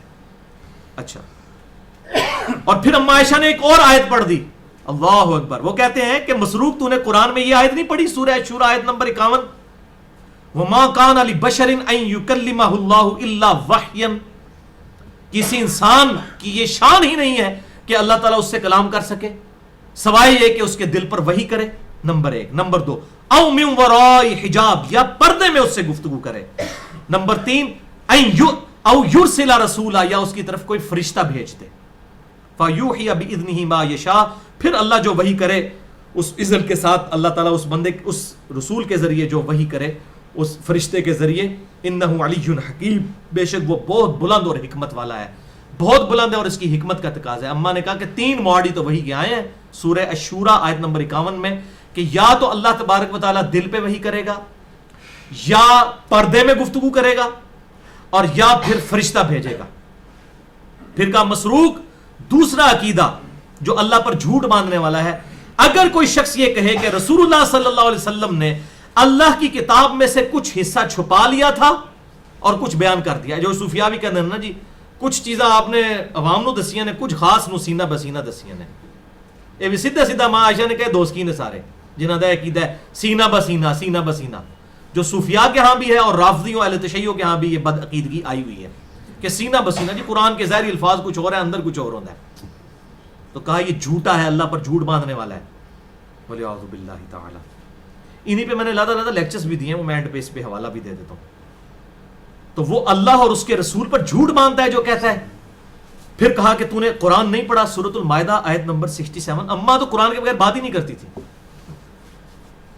یا ایھا الرسول بلغ ما انزل الیک من ربک, اے اللہ کے رسول ہر وہ بات پہنچا دیجئے تمام لوگوں تک جو آپ کے رب نے آپ پر وحی کی ہے. وَإِن لَّمْ تَفْعَلْ, اور اگر آپ نے ایسا نہ کیا, فَمَا بَلَّغْتَ رِسَالَتَهُ, تو آپ نے رسالت کا حق نہیں ادا کیا. اگر آپ نے کوئی بات کا خاص لوگوں کو بتائی, کچھ عام لوگوں کو چھپا لی کوئی بات, تو آپ بھی رسالت کے حق ادا کرنے والے. ایسا کیسے ہوتا ہے؟ وہ تو قرآن میں واضح ہے, وَمَا هُوَ عَلَى الْغَيْبِ بِضَنِينٍ, نبی صلی اللہ علیہ وسلم غیب کی خبریں دینے میں کوئی بخل نہیں کرتے. آپ صلی اللہ علیہ وسلم نے تو حجۃ الوداع کے موقع پر بخاری مسلم اٹھا کے دیکھیں, چاہے یوم عرفہ کا خطبہ ہو یا یوم النحر کا, آپ نے اعلانیہ پبلکلی 1 لاکھ سے زیادہ مجمع کے سامنے کہا میں نے سب تک پیغام پہنچا دیا. کسی نے کہا یا رسول اللہ میری منو جڑی خاص گلاں تسی دسیاں نے جڑی سینہ بہ سینہ ٹرنیاں نے بعد وچ تصوف وچ اور رافضیت وچ, او میں دس دیں پبلک نو, اجازت ہے؟ صاحب نے کہا پہنچا دیا. ٹھیک ہے ذرا مطلب بالکل جھوٹ بولتے ہیں. اور اماں نے کہا تیسرا عقیدہ ہے کہ جو شخص یہ کہے کہ رسول اللہ صلی اللہ علیہ وسلم مستقبل میں ہونے والی باتوں کو جان لیتے تھے, یعنی وہ غیب کا علم رکھتے تھے, خود سے غیب جانتے تھے, تو اس نے بھی اللہ پر جھوٹ باندھا. کیا تم نے قرآن نہیں پڑھا؟ سورۃ النمل آیت نمبر 65, قل لا يعلم من في السماوات والارض الغیب الا اللہ, اے محبوب صلی اللہ علیہ وسلم فرما دیجئے کہ زمین و آسمان میں جو غیب ہے وہ اللہ کے سوا کوئی نہیں جانتا. لو جی, انا للہ و انا الیہ راجعون. اما نے تو 4 تکبیراں پڑھ کے نا اے سارے بد عقیدہ لوگوں نو دفنا چھڑیا جائے جن کے یہ تینوں میں سے کوئی ایک بھی عقیدہ ہے. اور یہ جناب الحمدللہ عقیدہ کھول کر واضح کر دیا. بل اس کی تفصیل میں اگر جاؤں تو گھنٹوں چاہیے. 5 لیکچرز ہیں. مسئلہ نمبر 6A علم الغیب سے متعلق, 6B الہام اور کشف سے متعلق, 55A علم لدنی اور صوفیاء کے نظریات کے متعلق, 55B وصی رسول کون ہے اور حدیث قرطاس سے متعلق, اور مسئلہ نمبر 39 علم وحی اور علم سائنس اور ان کا دائرہ کار. یہ ہے الحمدللہ 5 لیکچرز جس میں میں نے ڈیٹیل سے بیان کیا. اب اینڈ پر میں اپنی گفتگو کو کنکلوڈ کر لوں تاکہ ڈاکٹر طاہر القادری صاحب ہوں یا مولانا طارق جمیل صاحب ہوں یا غضنفر عباس صاحب یا اور بھی کوئی علماء ہیں وہ پبلک کو دھوکہ نہ دے سکیں. آج کی گفتگو سے ہمارے 5 نتائج کنکلوژنز کتاب و سنت کی دلائل کی روشنی میں, میری اپنی ذاتی اختراع نہیں, وہ حاصل ہوئے ہیں. کنکلوژن نمبر 1, اس دنیا میں کسی بھی مخلوق کے لیے ممکن نہیں ہے کہ وہ اللہ تعالیٰ کو دیکھ سکے, یہ ناممکن ہے جاگتی آنکھوں سے. نمبر 2, آخرت میں تمام اہل ایمان کو اللہ تعالیٰ کا دیدار نصیب ہوگا, لیکن اس کی کیفیت موڈ جو ہے وہ متشابہات میں داخل ہے. کنکلوژن نمبر 3, اس دنیا میں صرف ایک ہستی ہے کہ جسے خواب میں اللہ تعالیٰ کی زیارت ہوئی, اس کے علاوہ کسی کو نہیں ہو سکتی, نہ کسی پیغمبر کو اور نہ کسی غیر پیغمبر کو, اور وہ ہمارے محبوب صلی اللہ علیہ وسلم کی مبارک ذات ہے. نہ حضرت موسیٰ علیہ السلام کو خواب میں زیارت ہوئی, نہ امام ابو حنیفہ کو, اور نہ بازید بستامی کو. ایسا دعویٰ رکھنا بالکل کتاب و سنت کے خلاف ہے. کنکلوژن نمبر 4, صحابہ اکرام علیہم رضوان میں ایسے لوگ موجود تھے کہ جن کا یہ عقیدہ تھا کہ اللہ تعالیٰ کہ محبوب صلی اللہ علیہ وسلم نے شب معراج اللہ تعالیٰ کو دیکھا ہے, لیکن دل کی آنکھوں سے, ان سر کی آنکھوں سے ان کا بھی عقیدہ نہیں تھا, اور دل کی آنکھوں سے بھی حجاب کے ساتھ. وہ میں نے سارا بیان کر دیا. لہٰذا یہ عقیدہ بھی اگر کوئی رکھتا ہے ہم اسے بد عقیدہ نہیں کہیں گے, ہم صرف یہ کہیں گے کہ یہ عقیدہ جو ہے یہ مضبوط نہیں ہے, آپ صلی اللہ علیہ وسلم سے انڈورس نہیں ہے. اور 5واں عقیدہ ہے جو صحیح عقیدہ ہے کہ صحابہ کرام علیہ رضوان خصوصاً ام عائشہ نے خود نبی صلی اللہ علیہ وسلم سے یہ عقیدہ مرفوع بیان کر دیا, اس کے بعد کوئی گنجائش نہیں رہتی. اور وہ یہ ہے کہ آپ صلی اللہ علیہ وسلم نے شب معراج اللہ تعالیٰ کو نہیں بلکہ جبرائیل علیہ السلام کو دیکھا تھا, لیکن اللہ اور رسول کی ملاقات ہوئی ہے شب معراج, جیسا کہ اس کی شان کے لائق ہے, ملاقات ہوئی ہے. اور وہ انشاءاللہ میں اس کے اوپر کنکلوڈ بھی کر دوں گا. لہٰذا اس کو کوئی گستاخی والا عقیدہ نہیں. اب اس کی ٹیکنیکل ریزن بھی سمجھ لیں, میں آپ کو بتا دوں. دیکھیں میں نے پہلے شروع میں ایک آیت پڑھی تھی, سورۃ الملک کی آیت نمبر 12, ان الذین یخشون ربهم بالغیب لهم مغفرۃ واجر کبیر, بے شک جو بغیر دیکھے اپنے رب سے ڈرتے ہیں ان کے لیے ہے مغفرت اور اجر کبیر. اگر رب کو دیکھ لیا پھر مغفرت اور اجر کبیر کیسے ہو سکتا ہے؟ ہم میں سے تو کسی نے نہیں دیکھا, تو ہمارا غیب والا ایمان ہے. نبی صلی اللہ علیہ وسلم کو اگر اللہ تعالیٰ کی زیارت ہو جاتی تو نبی کے لیے کوئی چیز غیب رہ جاتی تو ان کا اجر کہاں جاتا؟ تو یہ ہے ٹیکنیکل ریزن کہ نبی صلی اللہ علیہ وسلم کے لیے بھی اللہ کی ذات اس حوالے سے غیب ہے کہ آپ صلی اللہ علیہ وسلم نے بھی ڈائریکٹ اللہ تعالیٰ کو نہیں دیکھا، کیونکہ آپ کے لیے بھی مغفرت اور اجر عظیم ہے، تو آپ کے لیے بھی تو کوئی غیبی چیز رہنی چاہیے. آپ کو جنت دکھا دی گئی، دوزخ دکھا دی گئی، فرشتے دکھا دیے گئے، ہر چیز دکھا دی گئی، عذاب قبر تک دکھا دیا گیا. آپ کے لیے پھر غیبی چیز کون سی ہوگی کہ جس کی وجہ سے یہ فضیلت حاصل ہوگی؟ تو آپ صلی اللہ علیہ وسلم کی یہ ٹیکنیکل فضیلت ہے کہ یہ والا جو پردہ ہے اللہ تعالیٰ کی زیارت کے اعتبار سے، یہ علم غیب والا پردہ آپ صلی اللہ علیہ وسلم کی مبارک آنکھوں کے ساتھ بھی رہے گا ٹل قیامت تک. تو بھائیو، الاسراء والمعراج یعنی زمینی سفر اور آسمانی سفر، یہ انسانیت کی معراج ہے، کیونکہ انسانیت کے ریپریزنٹیٹو امام کائنات سید الاولین والآخرین شفیع المذنبین رحمت للعالمین سیدنا و مولانا امام اعظم محمد رسول اللہ صلی اللہ علیہ وسلم کی مبارک ذات ہے. اور آپ صلی اللہ علیہ وسلم نے شب معراج میں سب سے ہائیسٹ مقام جو جس پر آپ گئے وہ ہے سدرۃ المنتہا. منتہا اردو میں بھی کہتے ہیں انتہا، اینڈ، دی اینڈ. سدرۃ المنتہا یہ دی اینڈ ہے، اس سے اونچا اور کوئی مقام نہیں ہے جہاں تک آپ صلی اللہ علیہ وسلم کو لے جایا گیا ہو. اور یہ بخاری اور مسلم دونوں میں موجود ہے. اپنی گفتگو کو میں کنکلوڈ کرتے ہوئے وہ 3 حدیثیں بیان کر دیتا ہوں تاکہ یہ اس کے ساتھ ریلیٹڈ ہو جائے. صحیح بخاری اور صحیح مسلم کی متفق علیہ حدیث ہے، اور اگر آپ کو شوق ہو تو صحیح مسلم میں 37 حدیث ہیں واقعہ معراج کے اوپر. کتاب الایمان پہلے چیپٹر میں انٹرنیشنل نمبرنگ کے مطابق 411 سے 448 تک وہ ضرور پڑھیے. یہ 3 کرسٹل کلیئر عقیدہ کر دینے والی حدیثیں ہیں سدرۃ المنتہا کے حوالے سے. پہلی حدیث بخاری اور مسلم کی متفق علیہ حدیث، بخاری میں 349، مسلم میں 415، کہ آپ صلی اللہ علیہ وسلم نے فرمایا، یہ اٹینٹیو ہو جائیں، کنکلوژن ہونے لگی ہے، اس میں سستی نہیں کرنی آپ نے، کہ انبیاء کرام علیہ السلام سے ملاقات کے بعد پھر مجھے اوپر لے جایا گیا حتیٰ کہ میں اس قدر بلند ہوا کہ میں اس جگہ پر پہنچ گیا جہاں پر قلموں کے لکھنے کی آواز آ رہی تھی. یعنی فرشتے نوٹس بنا رہے ہوتے ہیں، اللہ تعالیٰ کی طرف سے وحی آتی ہے، وہ نوٹس بناتے ہیں. پھر وہاں پر اللہ تعالیٰ نے مجھے 50 نمازیں فرض کی. کوئی ذکر نہیں کہ عرش پر پہنچ گیا، بالکل جھوٹ بولتے ہیں. قلموں کے لکھنے کی آواز آ رہی تھی، وہاں پر میں جب پہنچا تو وہاں پر اللہ نے 50 نمازیں فرض کی.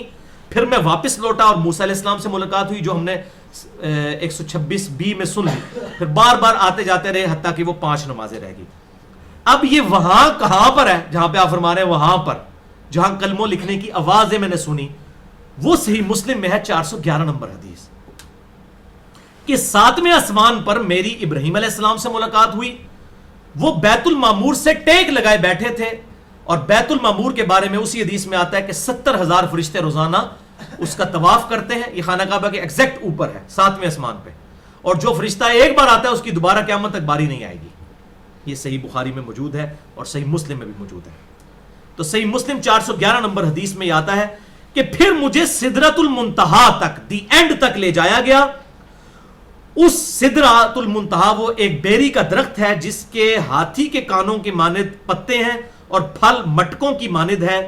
جب اللہ کے حکم نے اس بیری کے درخت یعنی سدرۃ المنتہا کو ڈھانپ لیا تو اس درخت کی حالت بدل گئی، اور کوئی بھی مخلوق میں سے اس درخت کی تعریف نہیں بیان کر سکتا. وَأَوْحَا إِلَيَّ مَا أَوْحَا، پھر اس درخت کے موقع پر سدرۃ المنتہا پر اللہ تعالیٰ نے میری طرف وحی کی جو اس نے وحی کرنی تھی، اور مجھ پر 50 نمازیں فرض کی. پھر میں واپس موسیٰ علیہ السلام تک آیا، پھر وہ سلسلہ شروع ہو گیا. سدرۃ المنتہا کلیئر کٹ ہے. ہم ہی کہتے ہیں جناب وہ جی جبرائیل علیہ السلام کہتے ہیں میرے پر سڑ جان گے. میں نے بھی کہہ دیا تھا میرا رجوع ریکارڈ ہو چکا ہے. کوئی بھائی، اور پھر اس سے آگے بھی جوڑ دیا کہ ابو بکر صدیق کہتے ہیں جبرائیل رہے تو ہی سیں کہ تو پیچھے رہ گیا، میں ہوتا تو میں نال جاندہ پاوے سڑ جاندہ. یعنی جبرائیل اگر میں ہوتا نبی صلی اللہ علیہ وسلم کے ساتھ تو میں آگے بھی چل رہا. خدا کے لیے سب جھوٹ دیو مالائی قصے کہانیاں بنائے ہوئے ہیں. ولیعوذ باللہ تعالیٰ بالکل واضح موجود ہے کہاں پہ ملاقات ہوئی. وہ بار بار لوگ کہتے ہیں جی ملاقات نہیں ہوئی، 50 نمازیں تسی کہتے ہو جناب زیارت نہیں ہوئی ہے. بات یہ حجاب میں ملاقات ہوئی ہے. صحیح مسلم آپ نے سن لیا. ملاقات کا کون انکاری ہے؟ مسئلہ ہے آنکھوں سے دیکھنے کا جو جھوٹ مشہور کیا ہوا ہے. اور سدرۃ المنتہا سے بھی آگے چلے گئے، وہی ہے ہی دی اینڈ ہے. تو آپ صلی اللہ علیہ وسلم نے فرمایا کہ وہاں پر مجھ پر 5 نمازیں ہیں، اور اگلی حدیث سنیں گے تو بالکل کلیئر کٹ ہو جائے گی، صحیح مسلم 431 نمبر۔ ابن مسعود رضی اللہ تعالیٰ عنہ کہتے ہیں جب آپ صلی اللہ علیہ وسلم کو معراج کروائی گئی تو اس کی انتہا سدرۃ المنتہا پر ہوئی، زمین سے اوپر جانے والی ہر شے کی آخری حد یہی ہے، یہیں پر اللہ تعالیٰ کی طرف سے سارے احکامات لیے جاتے ہیں جو اوپر سے نازل ہوتے ہیں۔ وہ جو کلمہ لکھنے کی آوازیں سنی ہے نا، وہ فرشتے نوٹس بناتے ہیں، اور سورہ سبا میں بھی ذکر ہے کہ ایسی پھر دہشت طاری ہوتی ہے کہ فرشتے جو ہے نا وہ کانپتے ہیں، اور بعد میں جب وہ سارا معاملہ ٹل جاتا ہے پھر ایک دوسرے سے پوچھتے ہیں کہ اللہ تعالیٰ نے کیا فرمایا تھا، ایسا روب طاری ہوتا ہے۔ اللہ اکبر۔ تو یہی سدرۃ المنتہا ہے جس پر اوپر سے احکام نازل ہوتے ہیں، اور یہی پر تمام حکم آ کر رکتے ہیں، اور اسی کے بارے میں سورۃ النجم کی آیت نمبر 16 ہے، یکش سدرۃ ما یکشا، جبکہ سدرہ کو ڈھانپ لیا جس نے ڈھانپنا تھا، وہ سونے کے پروانے اور پتنگے ہیں جو کہ آ کر سدرۃ المنتہا کو ڈھانپتے ہیں، جو اس کی خوبصورتی میں اضافہ کر دیتے ہیں، یعنی جب اللہ کی خاص تجلی اس پر پڑتی ہے۔ اور بھائیو جنت المأوا بھی، وہاں پر جنت بھی اس کے ساتھ ہی ہے سدرۃ المنتہا پر، عند سدرۃ المنتہا عندہا جنت المأوا، یہ سورۃ النجم کی آیت ہے۔ بلکہ صحیح بخاری میں 7517 اور 6581 نمبر حدیث ہے کہ آپ صلی اللہ علیہ وسلم نے سدرۃ المنتہا کے ساتھ ہی جنت میں بھی سیر کی، تو جنت بھی سدرۃ المنتہا پہ ہے۔ اللہ اکبر، بالکل کلیئر کٹ ہے۔ اور یہی صحیح مسلم کی حدیث 431 نمبر آگے چلتی ہے کہ سدرۃ المنتہا پر آپ صلی اللہ علیہ وسلم کو 3 تحفے دیے گئے۔ اب وہ 3 تحفے کون سے، وہ سن لیجئے۔ نمبر 1، 5 نمازیں جو 50 سے کم ہو کر 5 کی گئیں، لیکن ان کا ثواب پھر 50 کے برابر تھا، بخاری مسلم کے حوالے سے پچھلے لیکچر میں 126b میں ہم سن چکے۔ سدرۃ المنتہا پہ یہ نمازیں فرض ہوئیں۔ نمبر 2، سورۃ البقرہ کی آخری 2 آیات جن کے بارے میں بخاری اور مسلم میں آتا ہے، جو رات کو سونے سے پہلے پڑھ لے، جو اللہ سے مانگا اس میں دے دیا جائے گا۔ آمن الرسول بما انزل الیہ من ربہ والمؤمنون، ہر شے سے اسے کافی ہو جائیں گی۔ اور نمبر 3، دا الٹیمیٹ گفٹ، اور وہ یہ کہ اللہ تعالیٰ نے فرمایا ہے میرے محبوب صلی اللہ علیہ وسلم، تیرا جو کوئی امتی شرک سے بچ کر فوت ہوا اس کے لیے مغفرت کا اعلان ہے۔ یہ بہت بڑا تحفہ ہے، بہت بڑا تحفہ ہے بھائیو۔ شرک is the most sensitive issue in the sight of Allah, اللہ کی نگاہ میں سب سے زیادہ حساس معاملہ ہے شرک کا، اسی لیے کیٹاگوریکل مینشن ہے سورہ النساء نمبر 48 اور 116 میں، ان اللہ لا یغفر ان یشرک بہ ویغفر ما دون ذلک لمن یشاء، بے شک اللہ تعالیٰ قیامت والے دن اس گناہ کو کبھی معاف نہیں کرے گا کہ کسی نے دنیا میں شرک کیا ہوا، دنیا میں کر دے گا معاف، اور سورۃ الفرقان میں آیا کہ اس کے گناہ بھی نیکیوں سے بدل دے گا، لیکن آخرت میں معاف نہیں کرے گا۔ اس کے علاوہ جو گناہ جس کے لیے چاہے گا معاف کر دے گا۔ وَمَن يُشْرِكْ بِاللَّهِ فَقَدْ ضَلَّ ضَلَالًا بَعِيدًا، اور جو شرک میں مبتلا ہوا وہ گمراہی میں دور جا پڑا۔ پھر کیٹاگوریکل ڈیسیژن سورۃ المائدہ 72 نمبر آیت میں اللہ کے محبوب صلی اللہ علیہ وسلم کے ذریعے اللہ تعالیٰ نے بہت بڑا اعلان فرما دیا، اِنَّهُ مَن يُشْرِكْ بِاللَّهِ فَقَدْ حَرَّمَ اللَّهُ عَلَيْهِ الْجَنَّةَ وَمَأْوَاهُ النَّارُ وَمَا لِلظَّالِمِينَ مِنْ أَنصَارٍ، بے شک جو کوئی شرک کرے گا اللہ نے اس پر جنت حرام کر دی ہے، اس کا ٹھکانہ دوزخ ہے، اور وہاں پر اس کا کوئی مددگار نہیں ہوگا۔ حتیٰ کہ بخاری اور مسلم کی متفق علیہ حدیث ہے، بخاری میں 6304، مسلم میں 491 نمبر، امام کائنات صلی اللہ علیہ وسلم فرماتے ہیں اللہ نے ہر نبی کو ایک مقبول دعا دی جو اس نے اس دنیا میں کر لی، میں نے اپنی دعا اپنی امت کے لیے چھپا کے رکھی ہے، ایک مقبول دعا، اور اس دعا کے ذریعے قیامت والے دن میں اپنی امت کی شفاعت کروں گا، میری شفاعت سے میرے ہر امتی کو نفع پہنچے گا سوائے اس شخص کے جس نے دنیا میں شرک کیا ہوا۔ شرک is the most sensitive issue in the sight of Allah, اور وجد امیز حدیث ہے، صحیح مسلم میں 6833 اور جامعہ ترمذی میں 3540 حدیث قدسی ہے کہ اللہ تعالیٰ فرماتا ہے اے ابن آدم، اے آدم کے بچے، تو قیامت والے دن اس حال میں میری بارگاہ میں پیش ہوا کہ زمین و آسمان تو نے گناہوں سے بھر لیے ہوئے، لیکن تیرے نامہ اعمال میں اگر شرک نہ ہوا تو میں اس قدر مغفرت کے ساتھ تجھ سے ملاقات کروں گا۔ سبحان اللہ۔ تو یہ ہے بھائیو توحید کی دولت، توحید کی نعمت، اتنی بڑی نعمت ہے، یعنی اللہ تعالیٰ پھر یہ سارے گناہوں کو جس طریقے سے بھی عذاب دے کر شفاعت کے ذریعے وہ معاف کر دے گا، بہرحال اگر اس نے شرک نہ کیا ہوا۔ اس پہ بھائی میرے 2 لیکچرز ہیں جو الحمدللہ میں سمجھتا ہوں جو ہزاروں لوگوں کے لیے توحید کے اعتبار سے ہدایت کا سبب بنے ہیں. پہلا لیکچر ہے مسئلہ نمبر 3 دعا صرف اللہ ہی سے، اور دوسری اسی کی ایکسٹینشن ہے مسئلہ نمبر 43 وسیلہ اور توسل کے صحیح احکام و مسائل. اللہ تعالیٰ سے دعا ہے جو میں نے حق بات کہی اللہ تعالیٰ ہمارے دلوں میں راسخ فرمائے. اگر جس بات میں میرے منہ سے کوئی غلط بات نکل گئی تو اللہ تعالیٰ ہمارے دلوں سے معاف کر دے. اور یہ واقعہ معراج کے 3 لیکچرز 126A B اور C کو قیامت تک کے لیے مسلمانوں کے لیے ایک ایسٹ بنائے، اور اللہ تعالیٰ ہمیں حق بات پر عمل کرنے اور دوسروں تک پہنچانے کی توفیق عطا فرمائے. سبحانک اللہم و بحمدک اشہد ان لا الہ الا انت استغفرک و اتوب الیک وما علینا الا البلاغ المبین. جزاکم اللہ.